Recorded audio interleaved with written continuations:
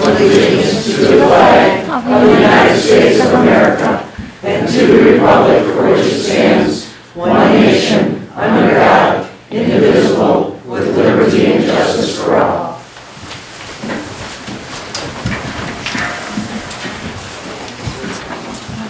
Lori, roll call for attendance, please. Michael. Here. Sandy. Here. Kelly. Here. Ken. Here. Lori here. Motion to approve the agenda. Well, that needs to be discussed.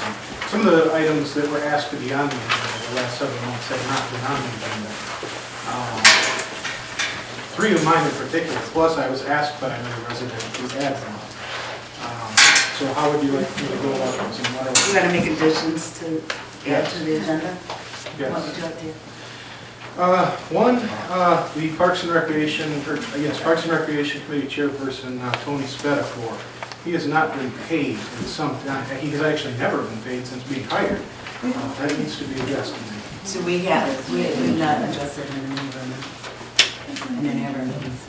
So you want to adjust as to what his payment is? What would you like to From what I understand, we talked about that during discussion, but I've been told that the previous employee, Mr. Stefanos Cassidy, was paid $150. So what would you like to know for the agenda, to put on the agenda? What would you like to know? We'll just put the discussion of annual pay or something to that effect.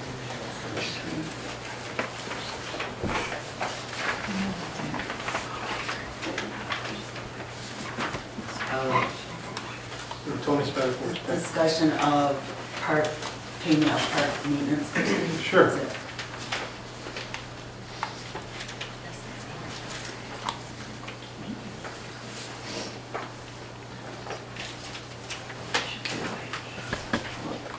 Add that to item number 13. Mine only goes up to 10. You were emailed and you. Oh, okay. First has 8. Do you need one? Yes, please.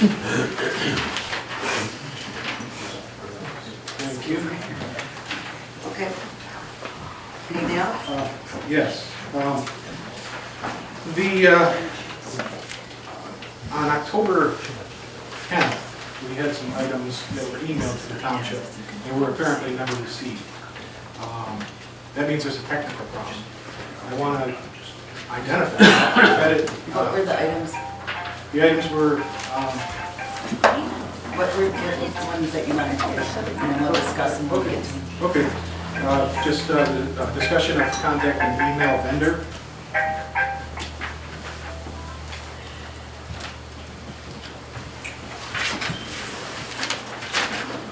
Okay, item number 14. Yes. And on September 11th, the band was at the podium. It's been brought to the attention, What do you want to put on? the firing of Pat Wright.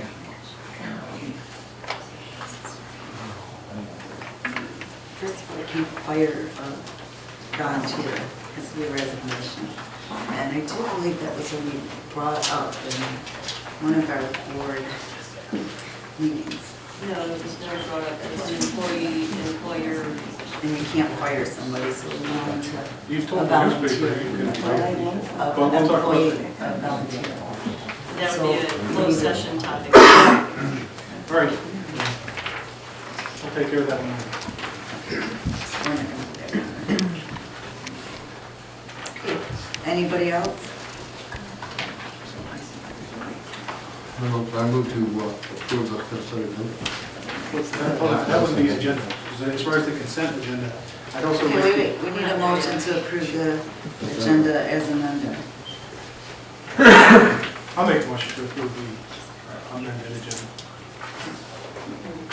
I'll second. All in favor? Aye. Opposed? Motion carries. Okay, motion to approve the consent agenda. Is the training that's available for the supervisor clerk and the board, the rear track, also available to others? The one for $199? Yes. Yeah. That's why I put it out there, is for anyone to consider. Okay, all right, because I would like to sign up for those. You want your name added to that then? Please.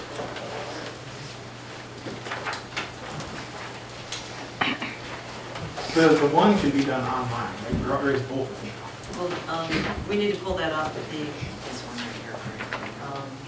consent agenda then and add it as an Okay. agenda item to discuss it. So we'll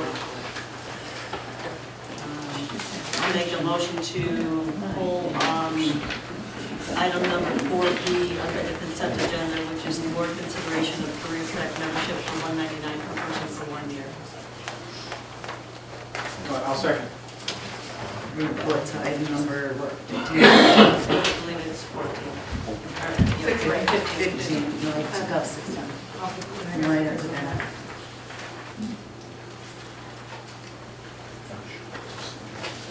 Okay. And we need to go home.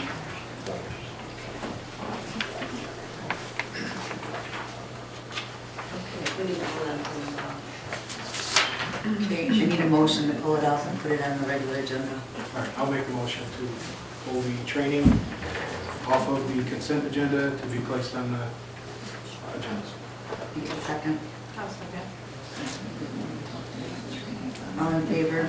Aye. Opposed? Motion carries. I will make a motion to approve the consent agenda as amended. I'll second it. All in favor? Aye. Opposed? Motion carries. All right, open session. Anyone wishing to address the board on agenda items only may do so at this time. I just have a question on that, Could you come up to the podium, please? Okay. Thank you. on the motion that Mike just made about moving, fireman Pat Ryan. And it's a closed session, but does she have a right to be in there? I'll have to look into that. Okay. Okay, now get back to that. Okay, thanks.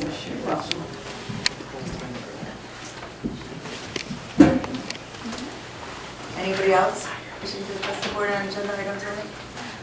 All right, moving along to unfinished business. Approval of the financial hardship policy regarding unpaid fire authority bills. Chief Joe couldn't be here today. Basically, this is something that we had tabled, I believe, previous month in October. We critiqued it so that it's more accommodating to our township needs. So can I get a motion to approve the fire authority financial? Well, I'd like to discuss that a little bit. Sure. The numbers listed in that chart are incredibly low. You know, I want to inform the people, if you could take a look at that chart. The chart is actually the national poverty level. It's what all your DHS, all your governments, that's what they go by when they're, as far as giving aid out, welfare. It's just it's a national guideline that's held by everybody. I got to call time out a second. You know, I can see that's a one light projector, and there's a problem called the rainbow effect with those things. Is there any way I could get that turned off because I'm seeing it now? Oh, sure. Thank you.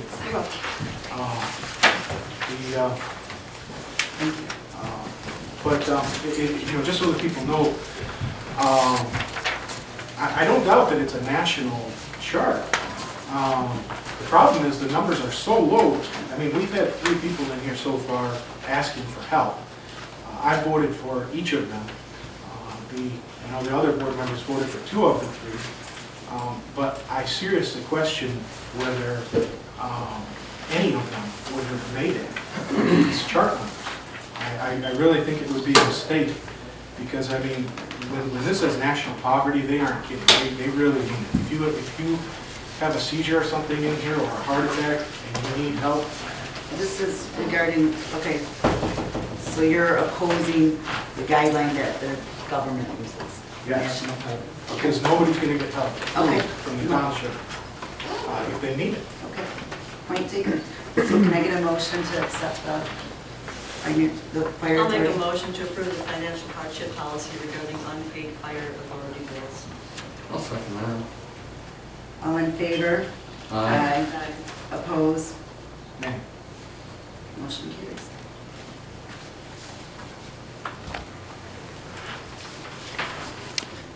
Okay, new business, presentations regarding preliminary design of the waterfront park. Dan Bigby's here from EA. I'm just gonna let you guys run the show, and Okay. I ask that the residents to, if you wanna have questions, we'll do so after they're done with their presentation, please. I'm going to introduce. Sure, okay. Hi, everyone. I'm Rose Ellison. I'm with the U.S. Environmental Protection Agency. I live and work on Grosse Ile, which many of you know is at the other end of this wonderful water body that we have between Lake Erie and Lake Huron. So I just wanted to kind of put this project into context. Today we're going to have our experts here talking about the design of the waterfront park. EA, there are contractors that we hired to design 5 shoreline sites for habitat restoration along the St. Clair River. These 5 sites are part of actually 10 sites that we've put a concentrated effort on. We work to restore habitat in particular areas in the St. Clair River. So, I don't know, most of you I'm sure familiar with the Marysville site. That was one of our sites. Desmond Landing site. We had finished a site in Port Huron. We got a couple more down in Detroit that we're working on. A couple of the sturgeon spawning reef that you might be familiar with in the Middle Channel. We have a couple projects that are being designed right now for 2 more spawning reefs in the St. Clair River. And then we have what we call these 5 shoreline sites that EA is designing for us on properties along the St. Clair River, and the Cottrellville project is one of those. So where we are right now is in what we call conceptual design. So we've committed to, as we go through the design phase, to go out to the different communities and say, this is what we're thinking we think could be done here. This is the kind of habitat, the kind of restoration that could be done at the site. And to get feedback, you can give some feedback tonight, or you can contact us for the next couple weeks. What's the deadline? December 30th. Okay, December 30th. We want to get feedback, and then when we're toward the end of finishing the design, we'll come back and say, okay, you know, we took your comments and refined the design, and this is what it looks like. So you're able to see it one more time before you go into construction. So the nice thing is we have money for the design, we have money for construction. This is money from the Great Lakes Restoration Initiative. Some of you may or may not have heard of it, but it's a multi-million-dollar appropriation from Congress specifically for projects to restore the Great Lakes, and restoring habitat is just part of that. So in 2010 we had $475 million. In 2011 it was about 300. In 2012 it was about 280. So it's gone down, but it's a lot of money. And so we are working on projects across the Great Lakes in localities like this, where we have a good opportunity to do something that's going to make a difference. So that's kind of, you know, to kind of put it into context. So this is one of a number of sites we're concentrating on the St. Clair River. EA, we've hired EA to do the work. Anybody that has positive comments, you can give to EA. Anybody that has complaints, let me know. But they've been doing really the legwork and dealing with all of the local partners, which has been really wonderful. So hope you're, you are as excited about the designs as we are, because we're trying to do something positive and where it's going to really make a difference in the river. So with that, I will introduce Dan. Is there a phone number people can contact? Yeah, Yes, we do have. We'll have it up on the website. Yeah, and we'll have it up on the website. But we also have, at the end of our presentation, we'll have the contact information for the folks. And my name is Dan Bigby, and I've been with EA for about 9 years now, and I've worked a lot on habitat restoration projects. And I've also got Jim Morris with me this evening, and Jim is the person, the engineer that's worked on the project and working on the design. So I do have a nice little, we put together as part of the scope of work for this project, we've developed some artist renderings of what we think that the conceptual designs that we have. We have a nice poster board set out here so that you can kind of see it. But I also have some handouts here that I'll share with you. And it's got two sides. One of them is the exact same as what we have on the poster board here. And then on the back side, we've got a little bit more of the details of the improvements that we're proposing that we've come up with for this conceptual design. So I'm going to allow Jim to kind of take over the presentation and discuss the design, and then I'll hand out some of these presentation handouts to you so that you have it. And we'll start with the folks. Thank you.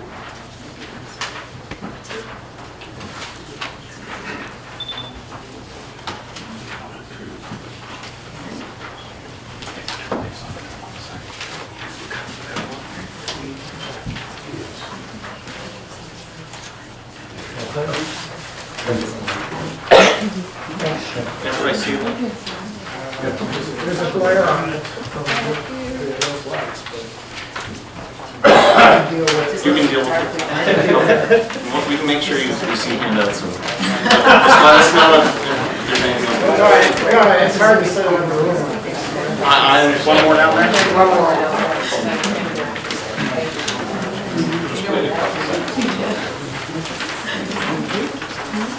And I have some more extras too.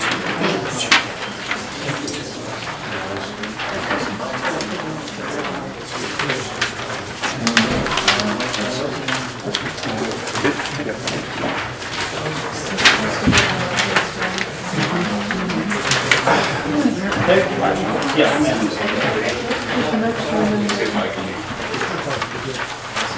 Is that a better place to talk?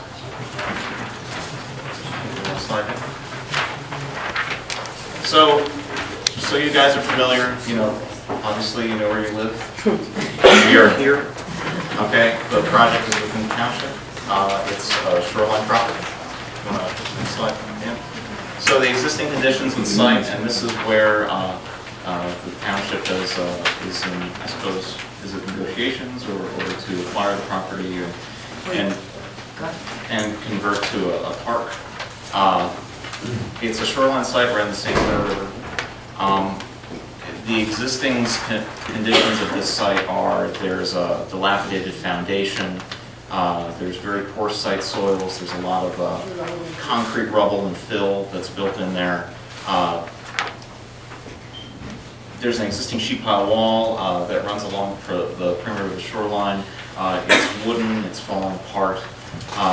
There's a mixture of soft and hard channel bottom right off from that sheet pile wall, and it's an extensive shallow shelf out there. The water, you can walk out about 50 to 100 feet and maybe only be up to your chest or so. The St. Clair River here, for most of the cases, except for when you have freighters coming by and a lot of ice, it's a very low energy area. There's unless there's a lot of wind or freighters or something like that, there's not a lot of chop. You get a lot of these fine silts and sands that settle out on everything over there. As I said, it's directly adjacent to the freighter channel, just like every other shoreline site here. And there are some native plant species of submerged and terrestrial on-land type of plants that are out there. They're sort of interesting, but not a real extensive community. And there's a lot of Phragmites or common reed. You guys know Phragmites, the real tall plumes. That grows in a lot of places out there. So it's not a real high-quality site. It was likely filled towards the river from River Road with whatever rubble that people had. Not a lot of wildlife. It's not very attractive. Is anybody in the room familiar with the site? You guys know about what we're talking about? Yeah. Okay. Can we go to the next slide? I'm going to just step back here so I can see a little better. So EPA has come up with some objectives as to what we could do at the site to make it better in terms of the habitat. And when we're talking about habitat, we're talking about habitat for fish. Fish is a huge issue. It's one of the concerns for the St. Clair area of concern and the beneficial use impairments. So we have a wide variety of goals that tie from all the way from out in the river all the way through the upland, dry areas that tie together to make the habitat better at this site. And one of those is to remove that seawall that's out there and the old foundations, rubble, and piers. And not only are those unsightly characteristics on the site, but they're also characteristics that really inhibit the amount of wildlife and quality that can occur at the site. In the nearshore area, that shallow shelf where you have the wave splash zone and it's constantly submerged, we want to install some woody habitat structures for fish and other wildlife. And these structures would be very similar to what you'd see up at Marysville in those restorations, the log and root wads, but low and submerged in the water so fish can hide under them, and different aquatic organisms can utilize them as a place to live. We want to do what we call a living shoreline approach. So instead of those hard seawalls and rubble and riprap that you guys see in so many locations in the watershed, we want to have an offshore breakwater that'll dissipate the energy that you see from the wave and wake action that you get from the freighters and from the ice. And then behind that, have a more natural shoreline of smaller stone and cobble, we call it, that large rounded rock, and a sheltered submergent and emergent zone, which we call, and submergent would be submerged, and emergent would be just getting out of that submerged zone for native mussels, vegetation, and other shallow habitats that are critical to so many life cycles of sport fish that many of you, your families have been harvesting from the river for generations out there, as well as other species that maybe those fish eat, or other related species that just pass through. We want to improve that river bottom. That's part of that objective for those aquatic species. And we want to, in the upland, dry areas, we want to install native plant vegetation. And that would be native trees and shrubs, flowers, wildflowers, all types of things that you would see in a natural native area that have habitat value. We want to control that invasive Phragmites. That's the primary species of concern out there for plants, but there are a few others out there, but control those non-native invasive species that would destroy habitat, and then provide habitat for turtles, frogs, toads, and those types of organisms that really rely on those natural habitat areas out there. So there's a number of different benefits that come from this that aren't just habitat related. Obviously, our primary concern with the Great Lakes Restoration Initiative there is to increase that habitat quality, and that ties into the area of concern and beneficial use impairments for the St. Clair River. But in addition, these are benefits that improve quality of life. They improve the beauty and aesthetics of the area. They increase the safety of this site. This site right now, there's a number of areas that you really wouldn't want to walk through without heavy steel-toed shoes because of rubble and metal and potholes and mosquitoes in the summer and in the dilapidated foundation out there. These are all concerns that we can address with that habitat restoration as well. We also want to increase recreation at the site. There's a huge potential to make this a accessible fishing area, to couple that with the recreational improvements proposed with the park. These two things the habitat and these other benefits can go together hand in hand, and you can really get a better product as a result that you guys can take ownership of and enjoy as citizens.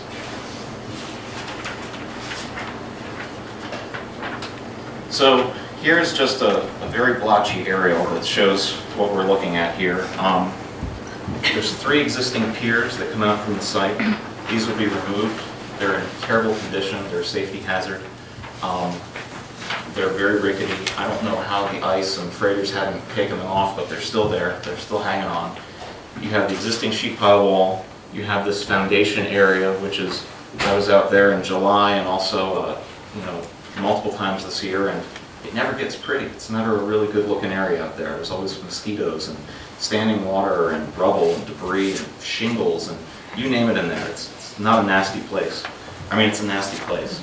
And then you can see there's a scalloped area of the shoreline here that's actively eroding beyond the seawall. And it's only these adjacent properties that have stabilized their shoreline that, you don't see that type of erosion occurring. And of course the St. Clair River is out here and it's flowing to the south here. So this is a schematic, just a rough schematic of the types of improvements we're thinking about, and your handouts and the poster are probably the better thing to look at because of the screen. We're proposing a offshore breakwater in segments here as well as here. And the purpose of that is to shelter the area behind it so we don't have so much of that jagged riprap up on the shoreline. If you don't have as much of that jagged riprap up on the shoreline, you can promote a natural channel shoreline as well as just better access rather than climbing down these jagged pieces of riprap. It's a gentle slope to the water, and that promotes a lot of what we call aquatic and terrestrial connectivity. That's where species that are utilizing this nearshore area can easily travel in and out and access the land side, which includes folks for recreation. So instead of climbing down a seawall or something like that, you could walk right out. We also propose, it's a little bit difficult to see, some of these woody debris structures. And what these are trees that we typically claim from clearing and grubbing and forestry operations. They have the root bundle still attached at the bottom. And then we pin those with large stones and submerge them out in the nearshore zone. And fish love these. They're great. They have a lot of uses in streams, but also in these nearshore areas. They attract fish, they're cover areas, and then a lot of species of aquatic organisms, we call them benthic macroinvertebrates, and you might also refer to them as trout food. They're the favorite forage for a lot of different game species out there. They're attracted to these as well, so there's a lot of habitat benefits with those, and all of this is submerged in the water column. So you might not even know unless you're looking for them that they were out there. We also propose a number of these boulder clusters out here. And what these are is just a very large boulder set in. They create what we call flow diversity. So when water goes and moves past these, it swirls and eddies and turbulence. And those are places where a lot of fish species like to hang out because they wait for food to go by. They'll sit right behind that stone, and there's a high a current that might go past that stone, and they'll wait for something to go by, and they'll eat that. These are all important elements when you're trying to create these nearshore habitats for all those benefits that we talked about before. Want to do the next slide? And actually, we should back up, because I didn't talk about the land side. And on the land side, we're going to clear and grub everything off, remove the foundation and rubble, remove the rubble that's in here, and then leave the site basically planed off and able to drain, so the township can do whatever they want. We will be proposing some plantings, and we'll show this in the next slide here, but just want to mention that while we're on this slide. So as for those plantings, what we're talking about here is a submerged planting where we actually put in the native grasses that you would find submerged out in the St. Clair River. There's some of these that are already present out there. We've talked, and there's a few that are in this nearshore area, but we can go and work around those, and we've seen in other projects, good regeneration of those coming forward, but also we would be planting some new materials out there.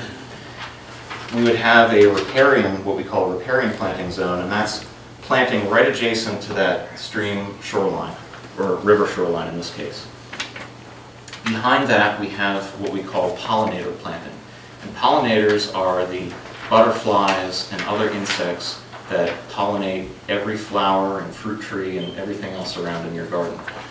Encouraging these native pollinators not only is, having these butterfly gardens is not only aesthetically pleasing, but it serves a real ecological purpose in terms of maintaining biodiversity and flowers, cropland, gardens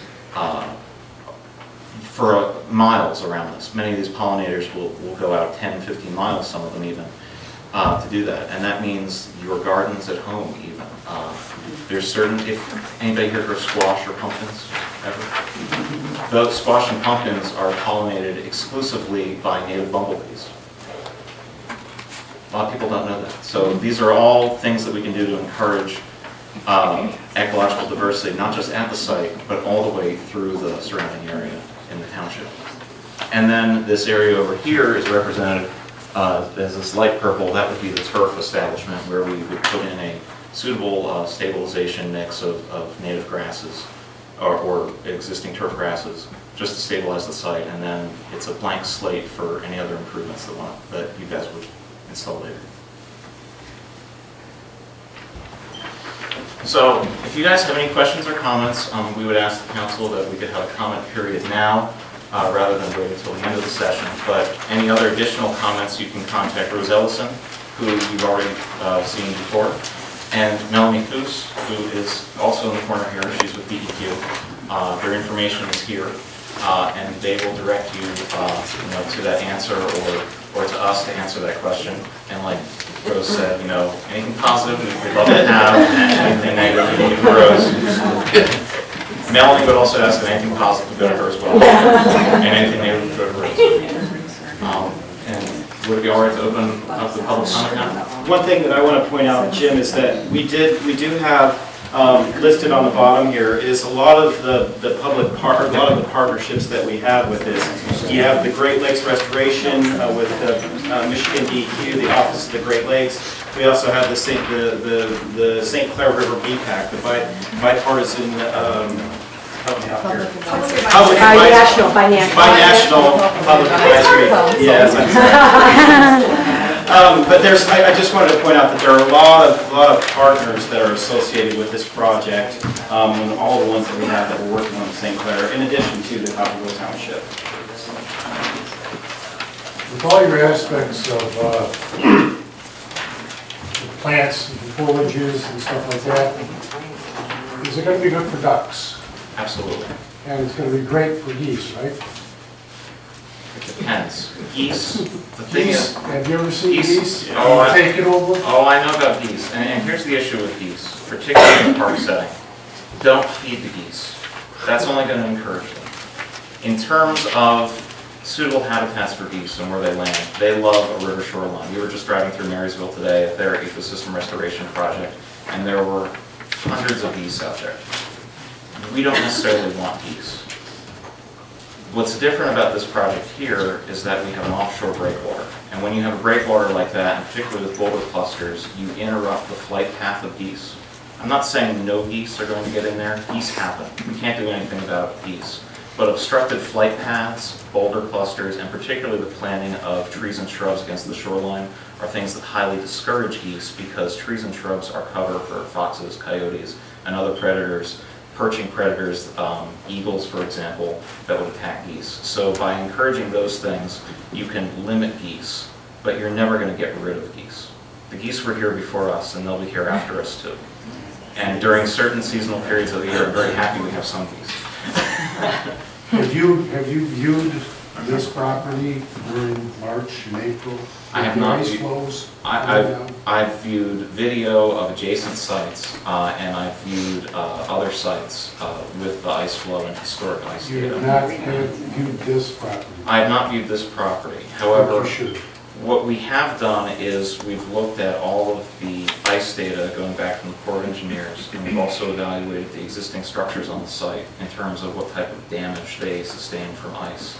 And what we're dealing with here to go and mitigate for ice impacts is this offshore breakwater would be of, there's only so much we can get into in a public meeting, but since you asked the question, I want to address it in full. This offshore breakwater will be very different from the one that you guys see at Marysville. At Marysville, one strong man stronger than me, can pick up those individual stones, okay, and move them with their bare hands, which means that ice is going to pick them up and toss them wherever. Down here, we want a different type of breakwater. We want a breakwater that's made out of stacked tabular stone, approaching 1.5 to 3 tons in size. Large tabular stone stacked with gaps underneath. And there's a couple reasons why we want to do that. One, the large stone will resist ice much better. If ice is stacking up on the river and pushing under the shoreline, we can't design anything that'll deal with that. And we understand, particularly, from Port Huron, for example, they have a very strong velocity, and they have the ice breakup and flow coming down there, and it's probably slightly bigger pieces and stuff like that. At Port Huron, you couldn't even attempt a project with an offshore breakwater like this, because you knew it would be scattered and tossed into pieces in particular areas. In this area, though, with the shallow shelf, a little bit wider channel, we can go and resist some of that ice and still provide habitat through stacking that breakwater.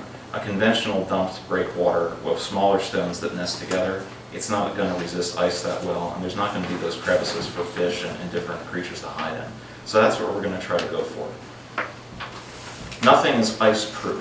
I'll fully say that now. Before you guys, I wanted to go. I just wanted to introduce myself. My name is Melanie Foose. I work for the Michigan Department of Environmental Quality, Office of the Great Lakes. And we just like Rose, we're working with EPA, we're working with EA, and we just want to offer our support for the project from the DEQ and carry on with your questions. Thank you. Yes, ma'am. I do have a question. You are telling me that you can just go out there and put these in with no problems, when we have tried to put in seawall and was turned down flat? You mean in terms of permitting aspect? Or Yes. the permitting is a challenge. We will have challenges permitting this job, just like any other. Okay, and I also have another question, but this is for you. You avoided the question when they asked if the property for the park has been purchased. I didn't know there was a question about it. Who asked the question? One of the guys. I think I said that it was in process, or You said negotiations. I was And you did not ask me a question. I am on. Thank you. I was. You I didn't asked. ask me a question. I didn't ask a question. I You just made kind a of comment. shrugged and didn't say. He was making a Okay, statement. I'm You were asking you. a question. What is happening with We it? have the closing set for December 30th, which I was going to bring up in my financials. Thank you. Nice. Thank you. You're welcome. And I appreciate being at the point that meetings, so thank you. And I promise I won't take a chance. If that, Would it be a detriment to possibly still keep some of the docks in there? I know you say that they're very old, but if the township was to establish more of a park setting across the street, possibly have a concession or anything else where people could come in, because at the state park, they don't have any such place to tie up, would it interfere with the kind of design that you've got and what you want to accomplish along the riverbank? Actually, that's a really good point. I'm glad you brought that up, because I neglected to mention that we are including a water access point as part of our grading design for the site. Can you go back? What's the water access point? A water access point we're proposing right here, which is a shallow slope area. It's about a 5-to-1 slope, so if you think 1 foot up and 5 feet down, so a real low sloping area. And then a gap in this breakwater here. And that can serve, you can use it for a dock, you can use it for shoreline canoe access, whatever the park, or the township rather, sees fit. So we've actually incorporated into this design the capability and actually done some of the grading work for you guys, and this, I believe, is about a 120-foot long area, so it gives you guys lots of options.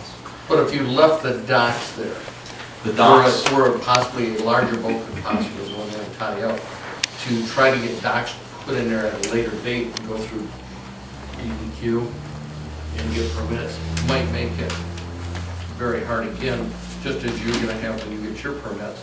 They're already existing, would it be beneficial to possibly keep a couple of those in there? Or does it change the whole? it changes the whole strategy for the site, and additionally, I mean, we did evaluate the docks in terms of their condition, and it's, they're in. Well, they are, but Yeah. they could be replaced right now because they're existing, but they couldn't ever be reestablished in a later date. You could reestablish probably at least one of them in the same location. Probably in. I don't know the intricacies of your dock permitting for this state, and it's, That'll come with your DEQ girl. well, she may not know the intricacies as well, because DEQ is a large organization. It's a little bit different out here than when I handled that type of issue, so it would have to go through the process, but, water access, if it meets the criteria in the statute, then I don't see why we couldn't, and we could start talking about that, so we. Well, I don't know if it changes your whole design for what you're trying to accomplish with the waterfront, but there is a possibility that it would be handy for this particular park, Right. since it'd be the only one that does have Well, boat I access. think your question is, would it be more beneficial to keep the docks in as they exist and rebuild them, or would we be able to build a dock in a new location, or would we not be able to do that under the statute? that end here? Pretty much, as long as it was still on the township property. Okay. I don't really have an answer. Okay. I mean, It's certainly with something we can with look any into. permit, Just a question. I'm question. One of the things, I think that the kind of question is, you know, could you put a dock there in the future, right? So part of this is, so the money for these projects is for habitat restoration, but we realize that recreation is an important local function of these sites. So one of the things that we can do, and this is the reason that we're having these meetings, permitting aside, is to design these sites in a way that might permit future use as such. So you know, one of the things that the way it's designed now was with the thought that, well, there's a access point for, and there's a break in the breakwater for canoe access, but maybe we could go back and think, well, if you really think you might have you want to put a dock in the future, maybe try to design it, you know, so that could happen. I don't, you know, we'd have to look, I don't know technically, you know, what the ramifications could be, but if that is really important to you, then it's something we can look at, that we're in the design phase right now. So, Yeah, and you know, just to reiterate, this is what we regard as a 30% design, which means there's still 70% to go.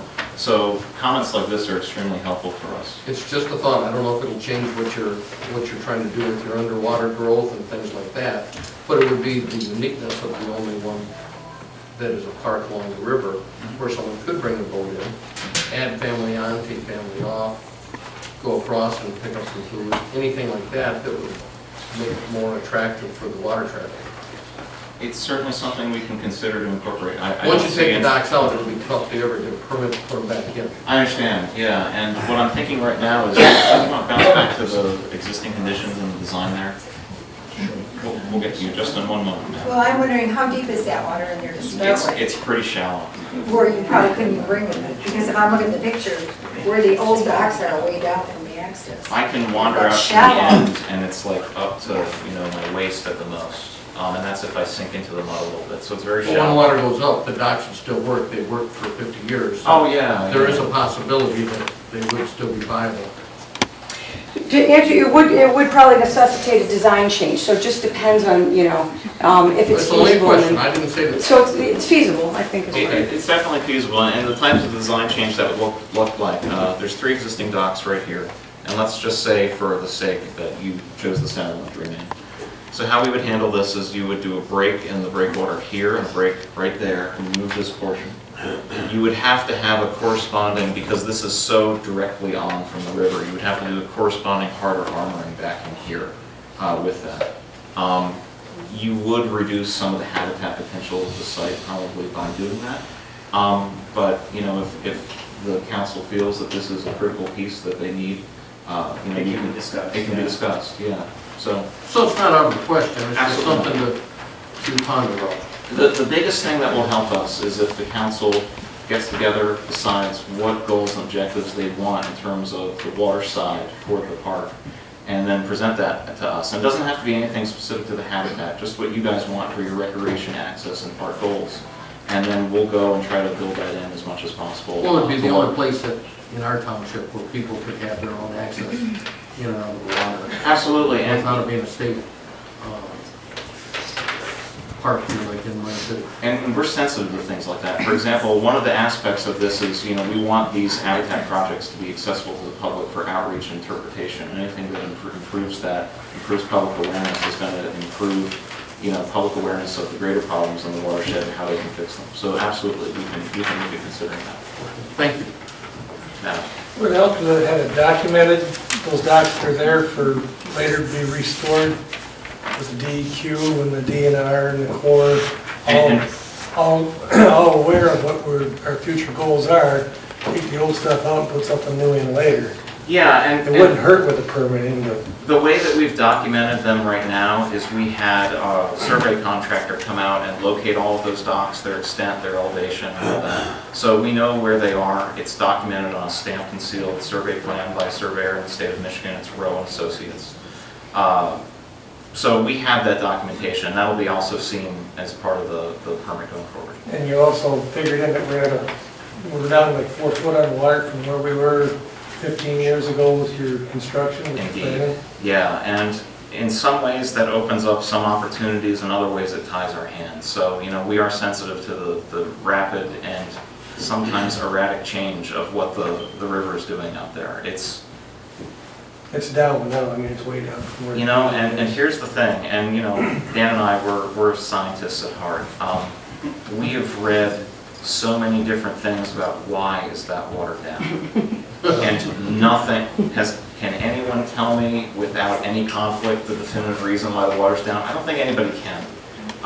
You know, some people say it's global warming, some say it's natural, some say, well, the lake bed is lifting up. I've seen all different versions. So, in terms of the overall water level changes, The DEQ, they got the locks closed. Oh. One more question about the rocks that you built.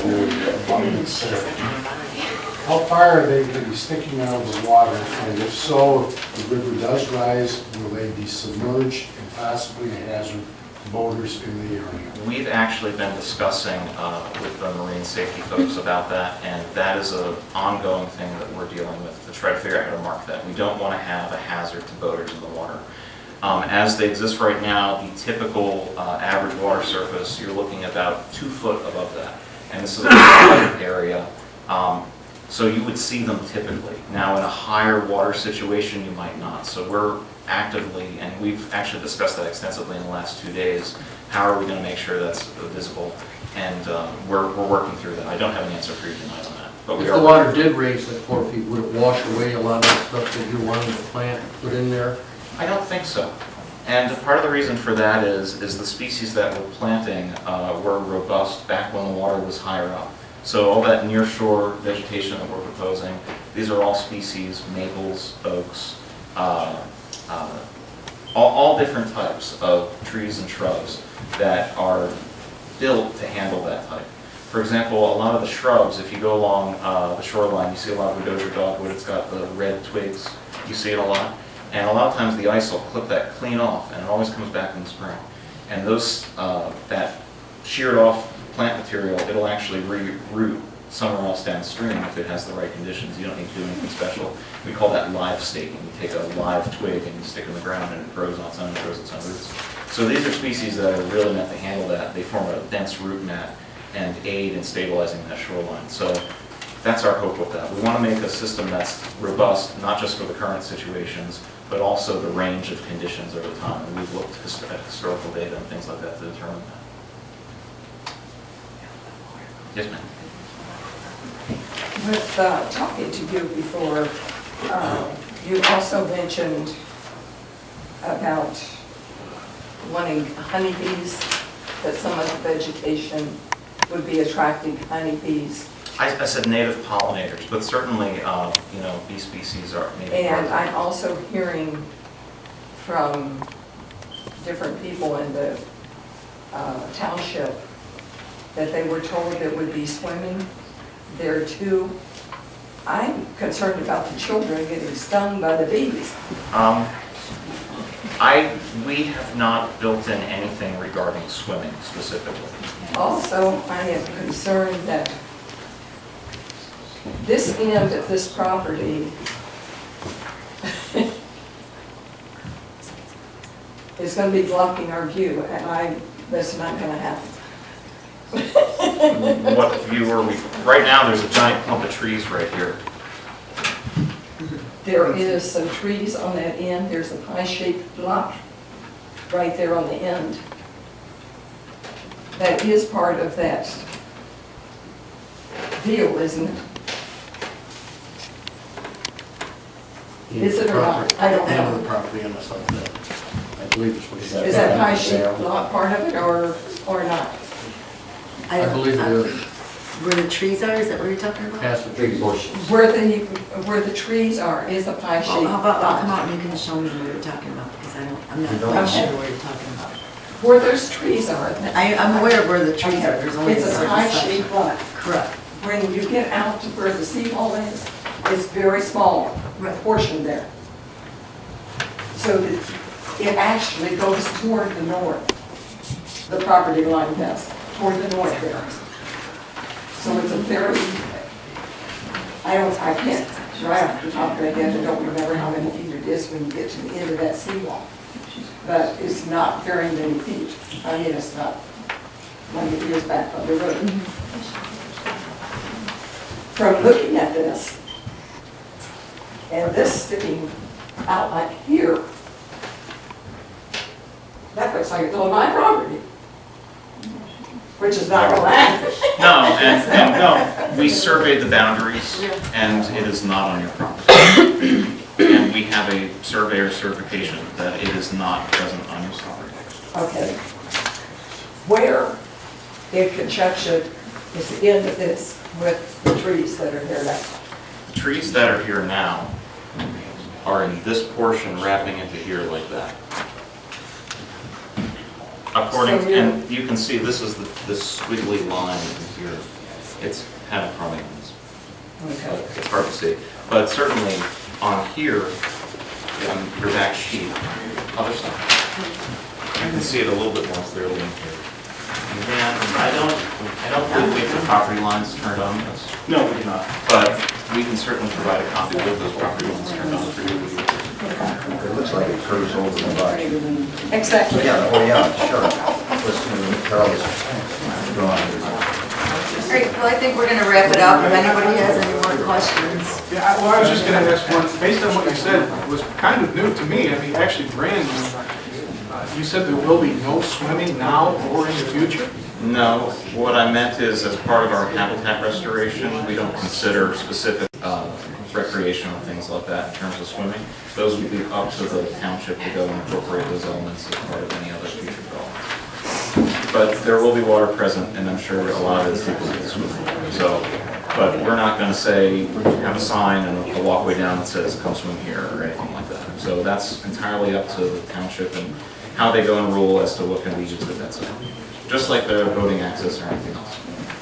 Thanks to you. I just have one thing that I'm Sorry, going then we're gonna wrap it up. Yeah, that I'm gonna add. I'm here representing BPAC, and I'm on the technical advisory committee for BPAC, which is the Public Advisory Council for the St. Clair River.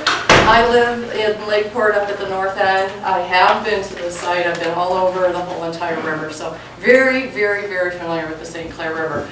And I want everybody here and the council to understand, Rose said we have 5 projects that they're working on. So how did you become one of the 5? You know, I would think that some of you might be wondering that, like, how did this spot get picked, right? How did that even happen, okay? So that's what I'm here to sort of give you a little bit of background on that. Maybe that'll help a little bit with what we're trying to achieve here. So a group of people, about 8 people, volunteers, nobody getting paid, spent 5 years meeting every single month for 3 hours, talking about what do we need to do for the St. Clair River and what can we actually do for the St. Clair River. There's lots of things we'd love to do for the St. Clair River, very, very few things that we can actually achieve to help the species that depend on the St. Clair River. We are all one of those species that depends on the St. Clair River. So even if you care nothing about fish, you are not a fisherman, you could care bananas for fish, because I know there are a lot of people that think that. The reality is that they're important, even if you don't eat fish, even if you don't fish yourself. That river and that ecosystem being healthy is good for all of us. And what we found in the St. Clair River is when you drive your boat down, and if any of you have boats, you know, it's all seawall. The reason you can't get a permit for a seawall, we're taking out seawall. We want to pay people to remove their seawalls. No more seawalls. And that is part specifically of one of the goals of this project is no hard shorelines. If you're a fish that lives in an inch of water and everything is a seawall, where do you go? Literally, where do you live? If you're a turtle that needs to crawl out of the water, how do you do that if it's all seawall? And what we found after 50 years of just putting in seawall and putting in seawall and industrialization and all of these things have been happening for decades is we've really messed it up. We've gotten it to a point, remember when we could all get buckets of smelt and none of us can do that anymore? Well, there's going to be more of that coming if we don't step back and kind of what can we do to help? We got to stop, we got to back up a little, and what can we do? So we spent 5 years, like where can we make a difference? there was literally, we talked about paying people to take out their seawalls, and we almost got a grant written to give us money just to do that, and nobody would do it. Like nobody, if we give them $20,000, nobody would take out their seawall. So we couldn't do that. So we went and we looked at every single spot on the St. Clair River that doesn't have seawall left. That is one of the reasons that we ended up in Cottrellville. That is one of the reasons that you were selected as one of the 5 sites. This is a rare spot, and it's a good thing for the river, and we're trying to protect it, we're trying to enhance it. So to be perfectly honest, our focus is not boats, and not bringing in more boats and traffics and propellers and gas and diesel and human utilization. What we're really trying to do, and what the BPAC really wants, and what the EPA is trying to achieve, is to say that there are a few places, just a few, just 5, in the whole entire St. Clair River where little fish and turtles and things like that have an opportunity. Now some of you are going to say, well, we've got Algonac Park right next door. And we do, but what do we have at Algonac Park? Tons of people swimming, tons of people on the beach and having fun, and that's a great thing. And we want that. This is a habitat restoration. That's what the money's for. That's what EPA, that's what the Great Lakes Restoration Initiative is. It's for habitat, it's for fish. It's not really for people in the sense that we're trying to make a park for people. BPAC is not supporting a park for people. We're supporting habitat restoration. We're trying to make this a really healthy, happy place. And if you do want some numbers, because I know economics does play in everybody's life, the sport fishing industry, just FYI, $7 billion, and that's with a B, $7 billion just in the Great Lakes region.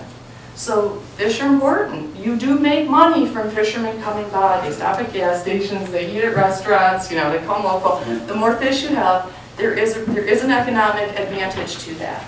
So, so those are the reasons. So that's the reason you're one of the 5. This is very limited. If you say no and this gets all turned down, we're going to be down to 4 spots in St. Clair. That's what's going to happen. It's not like there's another spot that we can pick. It's not like there's somewhere else we can go and say, oh, well, we'll just do it over there instead. This is it.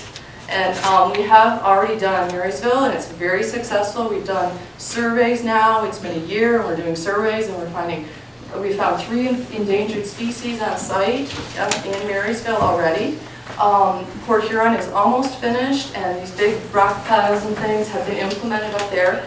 We'll see this winter. We've recorded everything underwater, and next spring we're going to go down and we're going to see what happened. What did the ice do? You know, some of this is a learning curve. But if we don't try, then we're in another 10 years, another 15 years, we're really going to have nothing, and then there isn't going to be any going back. So hopefully that's.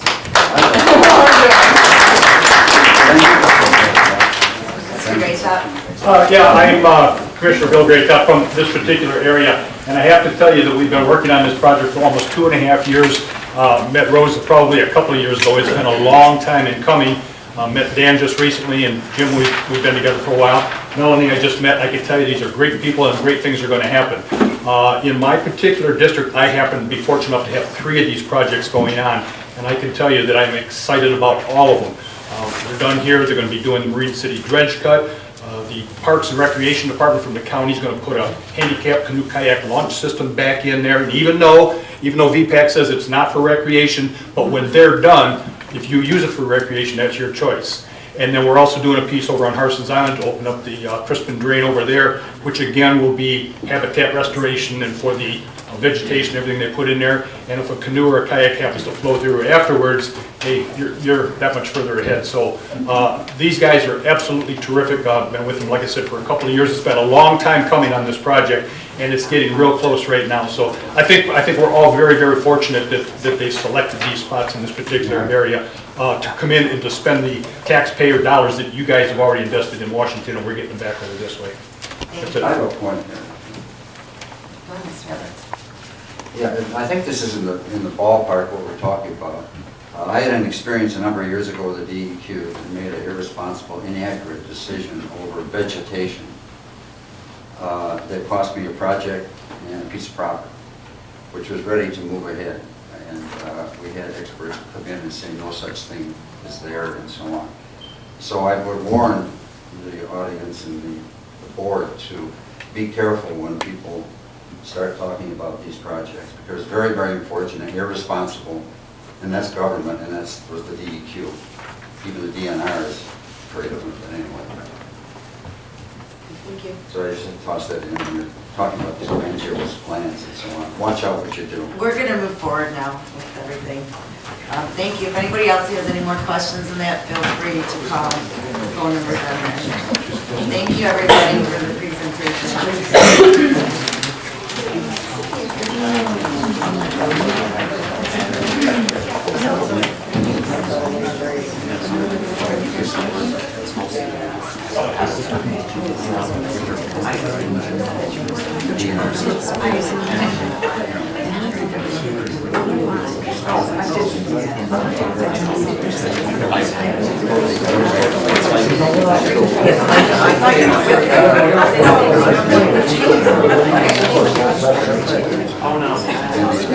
All right.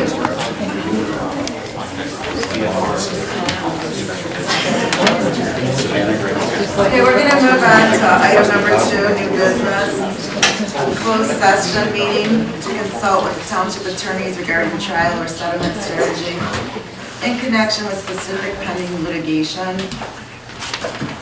I'll make a motion to adjourn this meeting so the board can go into a closed session meeting to consult with township attorneys regarding trial or settlement strategy in connection with specific pending litigation. Michael Zoran, Kyle Sunday, and Austin Adams versus Township of Cottrellville and Fiscelli-Lisco et al. St. Clair County Circuit Court docket number, case number 13-1841-C. That's my motion. I need a I'll second. second it. All in favor? Michael, are you going to abstain? I must abstain, yes. Then we need to vote on Michael abstaining. I make a motion that we approve Michael abstaining from this motion. I'll second that. Thank you. All in favor? Aye. Opposed? Motion carries. And then I will restate my motion, which is closed session meeting to consult with township attorneys regarding trial or settlement strategy in connection with specific pending litigation. Michael Zoran, Kyle Sunday, and Austin Adams versus Township of Cottrellville and Fiscelli-Lisco et al.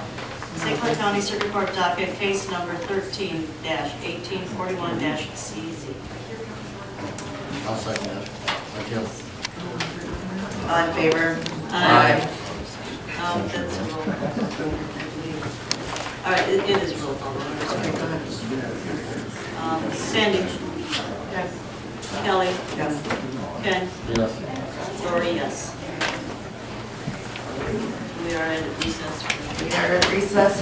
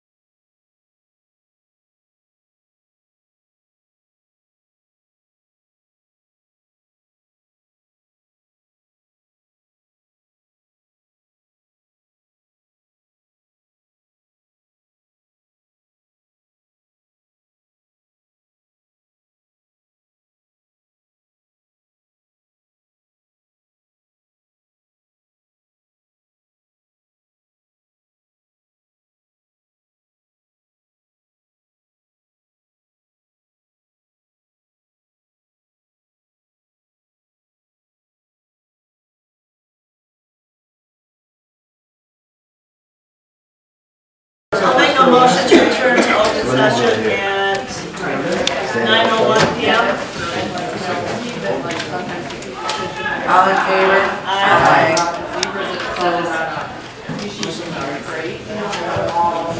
And I will make a motion to direct the township attorney to adopt the plaintiff's settlement proposal as discussed in closed session. I'll second that. And a roll call vote. Sergeant and Myers. And, Just to save time, I believe I'm supposed to abstain. correct, I believe you're still abstaining. Kelly, Aye. Ken, Aye. Lori, yes. Sandy? Yes. Motion carries. All right, moving on. Mr. Armstrong, discuss the compensation commission and its function. Okay, we'll try. Thank you very much to the board for allowing me to be on the agenda. I know you usually don't do it, but this can't be covered in 3 minutes, so thank you very much. And I asked them if I could turn the podium around a little bit so I could talk to you guys at the same time. Is that okay with Absolutely. So, anyway, and Michael assured me I'm probably the camera right, so that's okay. At any rate, I gave everybody, I think everybody in here's got a handout, right? Are we turning the lights off? No, he just leaned up on I him. don't have a PowerPoint. I asked for a PowerPoint, but I didn't have a projector, so here we are. At any rate, I made up, with the help of the people that are here, I want to introduce several people that are on the Compensation Commission. Most of you know Pat, she's on the Compensation Commission. Bev Kopek is on the Compensation. Alan Barnes is on the Compensation Commission. I'm on it, and Peggy Hansen, I don't think is here tonight, but she's been a vital part of this activity. And I'm sorry she's not here today. Anyway, that's the current lineup. I'm one of the people who have been on this thing for 5 years. And actually, my 5 years is almost at the end, this month, as a matter of fact. So I wanted to explain how we got here, because I've heard too many theories about how we got here. So I'd like to, kind of walk through how we got here. And some of the people in this room know how we got here, but some of them don't. So I want to explain that. The reason I asked to be put on the agenda is actually 3 reasons. One, Michael and others, Jen, the whole board, for transparency. Okay? I strongly believe in transparency, by the way. I really do. Anything that's available to the public, everybody ought to have access to it. So I believe in transparency like a lot of other people do. I wanted to do it for general information. I developed this so that anybody can get this handout, okay? And it's not all the information for the Compensation Commission. My stacks are about this high, so I didn't those and share them with you. I doubt if you want to see the glazed looks. The other thing is, we now have a new and improved website, thanks to Sandy and Michael and Kelly and whoever else had a hand in it. And I'm really grateful for that, because I use those sites a lot. I look at them for things like, when's the next meeting, where's the minutes, and things like that. So I think it's going to be a really good thing once we get everything on there. We'd like to get on there. And I want this to be on there, the handout, whatever, because I want the public to have access to that information and not be saying, hey, what's the number, or whatever. I want them to know what the real numbers are, okay? Because all of our meetings were public, they were completely open. So there was no secrets when we had the meetings in 2009, 2011, and 2013. At any rate, I wanted to give you some background as to how we got here. Vi's in the room, and she knows the history of this. Going way back before 2008, what happened was the supervisor, treasurer, and the clerk had a salary, and then they had compensation, timesheets and things like that, for anything that was non-statutory. The salary was to cover statutory only. But there's a lot of things in this township that are non-statutory. I mean, there's a lot of things. We have people that are working that are elected as as you know, all of you know. You've been here a while, so you know that's true. So at any rate, at that time, somebody had approved the timesheets. So in 2008, at one point in time, a couple of board members says, you know, what we ought to have is an ad hoc committee. We're going to put 2 board members. It turned out to be 2 trustees. It turned out to be Sue Terhune, Bernie Pelk, who used to be on this board. And they said, we need a citizen. I wonder if anybody would raise their hand. I said, I can do that. Boy, what a mistake that was. No, at any rate, we had to actually approve timesheets for the supervisor, timesheets for the clerk. Lori knows very well. I mean, you put down, hey, you do this, you do that, or is that statutory? And it was really cumbersome, and it was a mess. What we did is, we would approve the timesheets after we thought it was valid and so forth. Then we had to submit it to the board, and then they would approve it. So it was very cumbersome. And in fact, there was no other township we knew of that did it that way. So we did a lot of checking. Says, hey, why don't you go to a salary kind of a system? And this was the first time we did it. So trust me when I tell you, I got sick and tired of seeing W-2s, all the things. I mean, I went back several years, right? Several years to put this stuff together. And I said, I know more about Cottrellville than I want to know. I mean, it was really, but it was kind of like, that's where you have to start. So at any rate, we went on with that for a while, and finally the board says, you know, what we ought to do is to have a compensation commission. Okay, so they decided in 2000, I think late 2008, to create the compensation commission. And they said, we got to have 5 volunteers. And I said, I can do that. And then there are 4 other people that were nice enough to also raise their hands. And so we had 5 people in the compensation commission. And the objective of that is to create a salary so you didn't have to pay all these timesheets and the whole bit, which was really cumbersome. And at the end of the day, they ended up making the same amount without all the stuff. We eliminated all those timesheets and all the extra money. So at the end of the day, it was basically almost break even from where it was to start with. So at any rate, we started our work in 2009, and we worked very hard to create these normalized, so-called normalized salaries. I mean, this was very. We went to the townships, we went to MTA, we interviewed everybody that was on the board. We made up a duties and responsibilities chart, which took probably about 100 man-hours, I would guess. We did a lot of stuff. It's never been existed before. We created it. So, anyway, then we submitted it, and the salaries miraculously were approved by the board. You know, so we're off and running. We had our first approval. Now, the compensation commission only meets every 2 years by law. The odd year, so what they do is they submit for 2 years. You submit 2 years, first year, and then the second year you're not meeting, but you propose these things to the board. And the board accepted our proposals in 2009.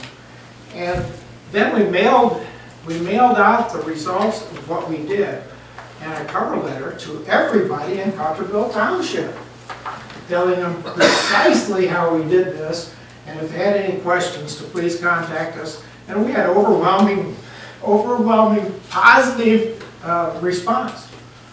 So that was good for all the members. They say, hey, do all this work, but people really appreciate it. Then the next time I met was 2011, officially, but you have to gather a lot of information before you get to the meetings. I mean, you can just walk in there and say, hey, here I am. Let's make up some numbers. You do a lot of research. Look at other townships. Try to find out how they operate. Go to MTA.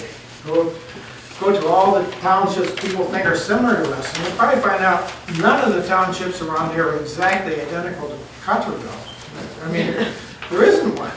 Now, there's some that are somewhat similar, but they're not exactly the same. So we found all that out. We made trips, we walked into offices, and by the way, everybody's very helpful when we did this. But it took a lot of work and time. We learned something, and maybe they did too. So at any rate, in 2011, we finally went through all this process, submitted our proposals. So guess what? They were accepted also. Exactly as we submitted them. And we submitted one for the next year. That was okay. The board approved it. The board has to approve it. But to tell everybody, the Compensation Commission does not work for the board. They are appointed by the board. So we don't negotiate with the board about what salary we're getting. They can ask for any salary they want. And I can't tell tales out of school, but I mean, it's amazing some of the conversation we've had. But we listen to all that, just like the board does. We take it under advisement. And it's just like the employees I used to supervise. If you ask them, are you making enough money? And they say, no, not me. I need double. And I used to tell my boss that too. You know, hold it, you know, not in the budget. Okay, well, you got anything available at all? Oh, how about 3%? Oh, well, that's better than nothing, so I'll take that. But at any rate, during 2009, we interviewed all the elected officials, every single one of them. And we went through and we listened to them, and they told us how many hours they worked, what they did, and whatever. So it's very helpful, very cooperative. And 2011, we went through the same basic process. The board again approved it. And then this year was the last time we met. Early this year, and we met many times in all these. And we did a lot of homework behind the scenes to get this far. And we recommended a 2.4% increase to weighted average, which I gave some handouts to some of you, and 2.4. We gave an increase to two of the people, the clerk and the treasurer. We gave nothing to the supervisor, nothing to Michael, nothing to Ken, who are trustees. Okay, so when you do the weighted average, we made a decision on all 5 of those things. We didn't make it on only 2 people. We made it on all 5. And so, so that's what, 2.4%. Now what's the cost of living? Does anybody know right now? Over a year? What does it usually run? I think it was going to be 1.5 coming here. That's for Social Security. It's actually a little higher than that. It might be, it's between probably 2.5% to 3% would be my guess. The real number, because they've now, I'm getting 1.52 on my Social Security because they changed the way they calculate it, like a lot of the government things do. But at any rate, we thought that this is a pretty moderate increase. And the fact of the matter is, these people that are day to day put in a lot of hours. I guarantee you. Kelly puts in a lot of hours, Sandy does, Lori does, and that's been true. I did, Bev did, Bernie did. I mean, you know, this is one of those things. You know, it's too bad we can't wave the magic wand and you know, the money comes out of our pocket. We more or less represent the taxpayers. I mean, I'm a taxpayer. That's who we represent. We just get appointed by the board. So at any rate, that's what we did, and I prepared a couple calculations, and I attached it to this, so everybody can have it. We want it all to be posted to the website, and I believe I saw that the calculations are already posted. Thank you. I think you got it on there. And so the other handouts, what's that? I kind of messed it up. It's a work in progress. I'm learning it. So at any rate, when they get this all worked out, the other pages are the statutory and non-statutory duties, particularly the statutory. I didn't give you the whole rundown because it's really a long list. So I gave you the summary, but I gave you the statutory duties so you can understand what the supervisor does, what the clerk does, what the treasurer has to do. This is by law. This isn't because they feel like it. I mean, Lori has to run elections. Why? Because that's the way it is. Kelly has to run this meeting because it's statutory. She has to prepare the budget and get all these other folks to buy into it. That's by law. And Sandy has to collect the money and the taxes and all that stuff. You know, one of these really interesting jobs we all love. I just paid my taxes in the winter. I sent it in to her because I didn't want to come here and tell her I thought it was too high or whatever. But at any rate, that's, the methodology handout is a little bit short-handed because we did a lot of stuff more than's on there. But it gives you a rough idea. We don't make these numbers out of the air, guys. Trust me. Is that correct? You also need to know, we don't get paid. Oh, that's correct. Oh, let me tell you two things about not getting paid. First of all, I don't think I ever turned in a cent for any expenses whatsoever. I borrowed Lori's book I needed to use the last time, and she was kind enough to loan it to me. And I said, don't mark it up, and Right. it's back all marked up. I'm sorry. But at least I gave it back. That's true. So at any rate, it was very helpful to have that because, anyway, so in my own case, I didn't turn in any mileage, didn't turn in any lunches, didn't turn in any coffee, didn't turn in anything. But the first time around, I was so dedicated to this, and other people were too, they asked me to fly back from Florida. I didn't put in an expense report for that either. I gave up time in Florida to fly back in March, which is not always pleasant, so I could be here to support the team. And we did that and whatever, because I thought it was very important to do it. So, anyway, I know I put in some money and whatever, and other people, certainly, they give up their time. Time is valuable. What do you think the billing would be for 5 of professional people if they would bill you? You guys, we all know how much professionals charge, right? Attorneys typically charge $250, $300 and up per hour. My daughter is an attorney and so is my son-in-law, so I know how much they charge. In the Chicago area, they go up to $800 an hour for the top of the top, right? I mean, but our time with 5 people is pretty valuable too. And again, we don't charge anything. So at any rate, I wanted to make sure that everybody kind of follows the bouncing ball. The 3 people sitting here, the clerk, the treasurer, and the supervisor, all have a lot of day-to-day duties. I mean, trust me. I mean, Kelly's down there walking around in the places at least heard described, right? Did you have your hard-toed shoes on? It's good. So, back on the roads, we know in Cottrellville now the roads are good. They go back there. I mean, this is all Cottrellville Township. I've driven my car when we were doing elections. I went to a lot of those roads a lot of times. And I had some shock absorbers replaced and some front end wear and whatever. But anyway, that's kind of my synopsis of what it is. And we could give it 50 pages. Well, ultimately, Mr. Armstrong, what you're saying is the board does not set their own rates, do not increase their own wages. That's always done only by the compensation committee, not by the board themselves. I mean, we make a proposal, but it's not a negotiation. When we make a proposal, it isn't, oh, why don't we cut it in half? I used to be in sales. I was in sales for 35 years. And I used to deal with Ford Motor Company, and sometimes they split the difference.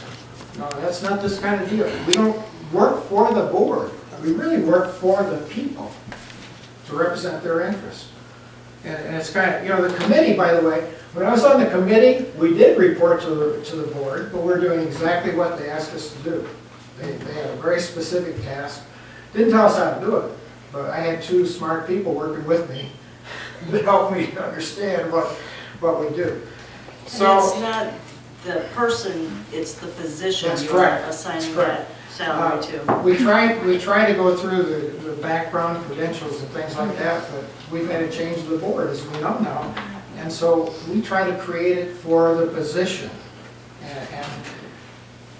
And you can debate for the rest of our life as to whether or not this is fair, correct, whether it's too much, not enough, whatever. All I can tell you is, we put our heart into all these things, and we did our best. We didn't slough it off. We took it very seriously, because we're paying taxes, and we know it's a big part of the budget. I mean, the salaries, without considering fringes, office supplies, and all that stuff, is, I think, around 15% of the general fund budget. It's a big number. So, and we've always had people step up to the plate, and I really appreciate it. I've really got to know a lot of people much better. Alan, I didn't know him that well, and I got to know him. I got to know Peggy Hansen, who's a wonderful person, and it was just, you know, it was work, but it was fun work because everybody was so dedicated when they were doing it. But I have about a lot of other examples that people don't understand my calculations. One of them is a baseball thing, which I didn't hand out. I can put them on the website if you want, and then they can call you if they want that explanation. How many are baseball fans? Oh, okay. I only brought about 10 copies of baseball fan. But what I did is, I used to teach in college for about 20 years, okay, at MCC, MSC, many places. You a baseball fan? Okay. Anybody else? Are you a baseball fan? Yeah, I like baseball. Okay. Okay, this is for the baseball guys. Okay, all right. So at any rate, what I did is I just looked in the statistics, because I've been a baseball fan since 1948. And I said, what would I do if I wanted to average the batting average of Miguel Cabrera, who happens to be the best hitter in baseball, right? That's, I think, 348 last year.